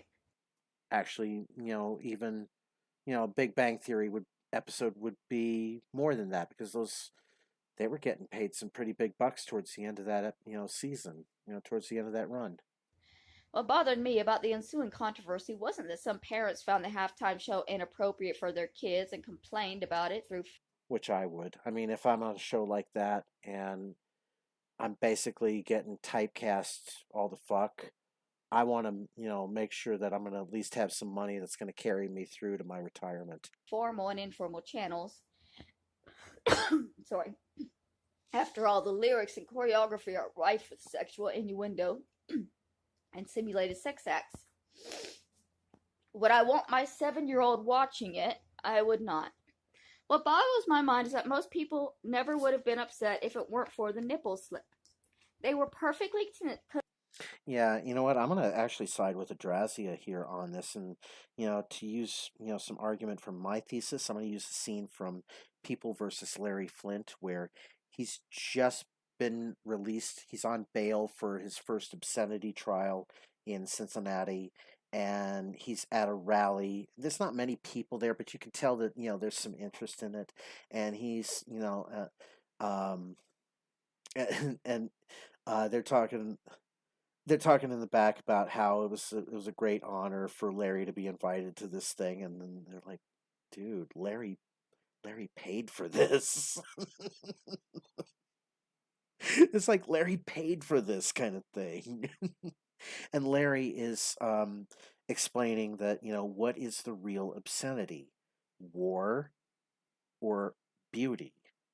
A naked body or a naked body that's been shot full of holes from like a Vietnam war massacre. What is obscene at that point? Is the act of love considered obscene more than the act of war? That's hypocrisy. It's been around. It's nothing new. 50 years from now, 100 years from now, it'll be shame about one thing or another. Content sitting through 5 minutes of sexually suggestive content with their kids only to freak out at a nipple, as if the exposed body part itself was the problem. I can imagine a lot of uncomfortable questions the show might prompt from a 7-year-old. What's a nipple, Daddy? Is a question I'd much rather tackle. We've all got them after all, save mannequins, which are less anatomically correct than in France or Spain or Argentina. When I was 20, I spent a summer studying in Paris. I'd somehow persuaded Florida State University to let me tag along on the summer abroad program. I ate little but baguettes and pasta so that I could afford a weekend trip down to Nice and Nice, but we'll actually kind of forgive her on that pronunciation because that's a common one. So Nice, but it is Nice. Carlo with some classmates. Hi, buddy. It's there that I set foot on my first topless beach. We're almost done. At first, my female classmates sunbathed in the American style. 45 minutes later, they said hell with it, took their tops off, and left the guys feeling slightly awkward and titillated for about 5 minutes. When everyone's notion of normal recalibrated, that's how fast the mental adjustment happens. Most people have the same experience at nude beaches. It feels weird, and soon enough, it doesn't. In places where women must wear headscarves, exposed locks can turn heads. In New York City, exactly no one thinks bare heads are sexually provocative. And New Yorkers have their heads turned on beaches in Rio until they don't. What? Okay. Sexual attraction is a force of nature. It is a proper function of civilization to bound it. Through thou shalt not rape is a useful norm. Treat others as you'd want to be treated is a useful norm. It is shameful to let people see your breast is a useless norm. Those who think otherwise at once give men too much and too little credit. Too little in that the sight of bare breast is not enough to corrupt men. Too much in that no matter how women dress, there is no getting around the fact that many men will lust after them. Amanda Todd's story is a lot more complicated than an inane, pervasive taboo against exposed breasts. She felt foolish partly because a stranger she trusted betrayed her. She was bullied partly due to violating taboos against promiscuity, not just nudity. Taboos that could be themselves the subject of a long critique. But it remains the case that her story wouldn't have been possible save for the flawed norms that make a big deal out of nudity. Cloak it in shame and conflate it with especially transgressive promiscuity. Along with the bullying and slut-shaming that helped drive her to suicide, that norm deserves to be attacked. Yes, let's caution our kids about its existence. Let's also teach them that it's incorrect that the human body is nothing to feel shame over. That the bullies are not merely unkind, but wrong on the merits. Let's raise kids who don't grow up to be offended by nipple slips, topless beaches, or mothers breastfeeding in public, and are therefore less vulnerable to youthful mistakes, rogue photographers, and slut shaming. Let's grow up. They're just breasts. So that was one of the articles that I had looked at. And I didn't even fully read that article before deciding to make this video. I think I'm gonna make another one where we discuss the Janet Jackson Super Bowl show, and we'll. You know what? Um, actually, I would like to see that video because I think that Adrasdea would probably agree with me that this was a staged event, that this was basically $550,000 worth of advertising that CBS paid for and got every bit of their money's worth out of. I think that, yeah, that once you understand that there were the little buttons underneath where what was supposed to happen, that was planned. It was a staged event. They meant for that to happen, and CBS had the 550,000 ready to go for the FCC fine. FCC's like, well, you can't show nipples on television. That's gonna cost you $550,000. $550,000 here. Done. Watch that. I remember when that happened actually, and I felt. I actually do remember when that happened too. It was hilarious when that happened because the whole thing, you just see it for like half a second and then it goes dark. That was planned. It was very much planned. Really bad for her because it wasn't her fault. It looked like Justin had just ripped it off of her. And it was planned. It was planned to do that because why would you have an outfit that had the button snaps like that? And then her nipples exposed, and everybody's like, One, but it was more than enough to get the job done. slut! Well, actually, I think they were more mad at Justin Timberlake than they were at Janet, but, Bitch, shut up. My titties are 90% titty and like 1% nipple, and y'all are gonna be upset and offended over the nipple and want me to kill myself over the nipple. No, no one wants to kill yourself again. Adrasdea, the way that you get even with the people that you say want to kill yourself is by keeping living. When you keep living to the people that you say want to kill yourself, that is you sticking your middle finger at them. That's you saying, fuck you. You wanted me dead? Well, I'm alive. And you know what? Living is a whole lot better than dying. It's so stupid. Yeah. Well, you know what? Yeah, Bobcat, he's saying it's time for us to call it a night because yeah. I kind of wish there were some more Adrasdea videos, but that's it for now. It's only been 3.5 hours, but it's been a fun one. So I want to thank everyone for watching tonight, and uh, oh my God, we actually got a tip. Matt Fields has tipped $5. Like all great cows, they can be fun if they knock the insane shit off. Merry Christmas, Matt. Merry Christmas to you. I don't, I just kind of keep my Streamlabs, thing up there as kind of like everybody does. I didn't expect money, but thank you for that. Yeah. Damn, let's see if I got some more here. I'm sorry, I gotta pay more attention to that. Hey, when you don't when it donated, did it bring up a little thing from Wide World of Sports and the thrill of victory and the agony at defeat. Because if it didn't, I'm gonna have to go through and fix that. So, but hey, Matt Fields, thank you. And Moonlight Artist has subscribed. Oh wow, this is just.